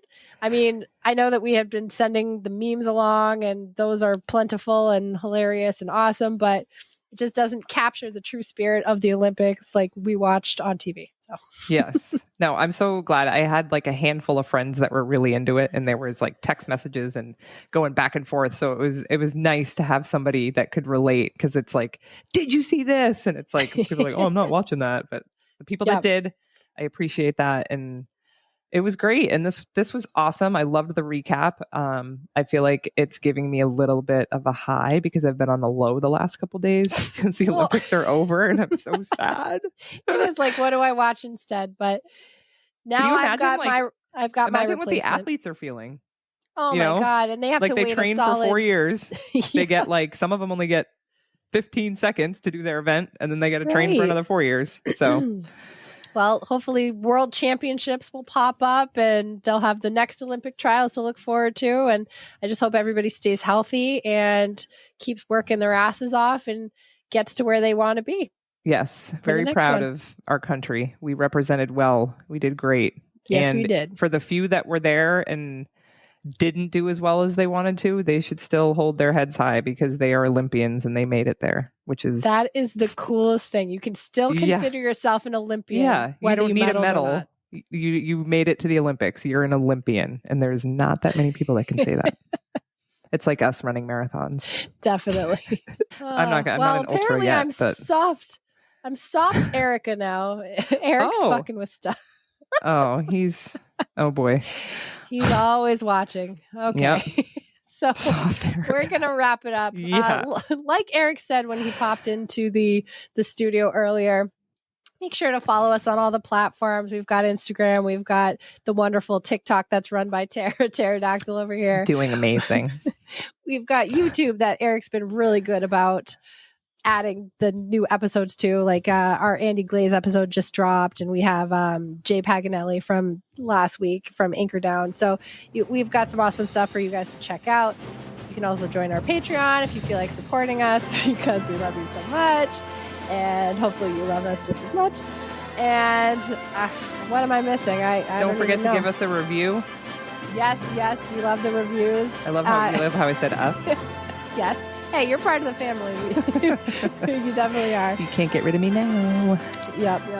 So, Tara, do you want to take my, since I'm hosting kind of, do you want to take my catchphrase or do one of your own? Ooh, a twist. I'll just probably stick with yours. Anything I have to say is probably not good. But thanks, guys, for joining us. We love you. We hope you enjoyed this episode. And don't forget to stretch. Don't fear the code brow. Yes.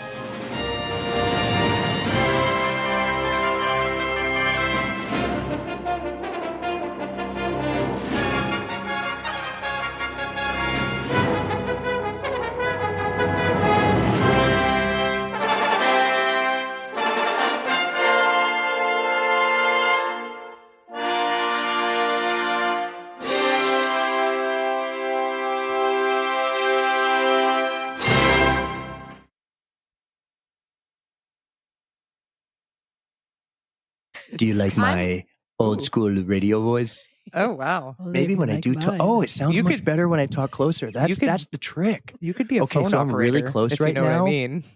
Yeah. I'm just going to take this No, I'm not Lindsay. I'm not Lindsay. Get it out of your head. I'm a guest on the pod. You're Be professional.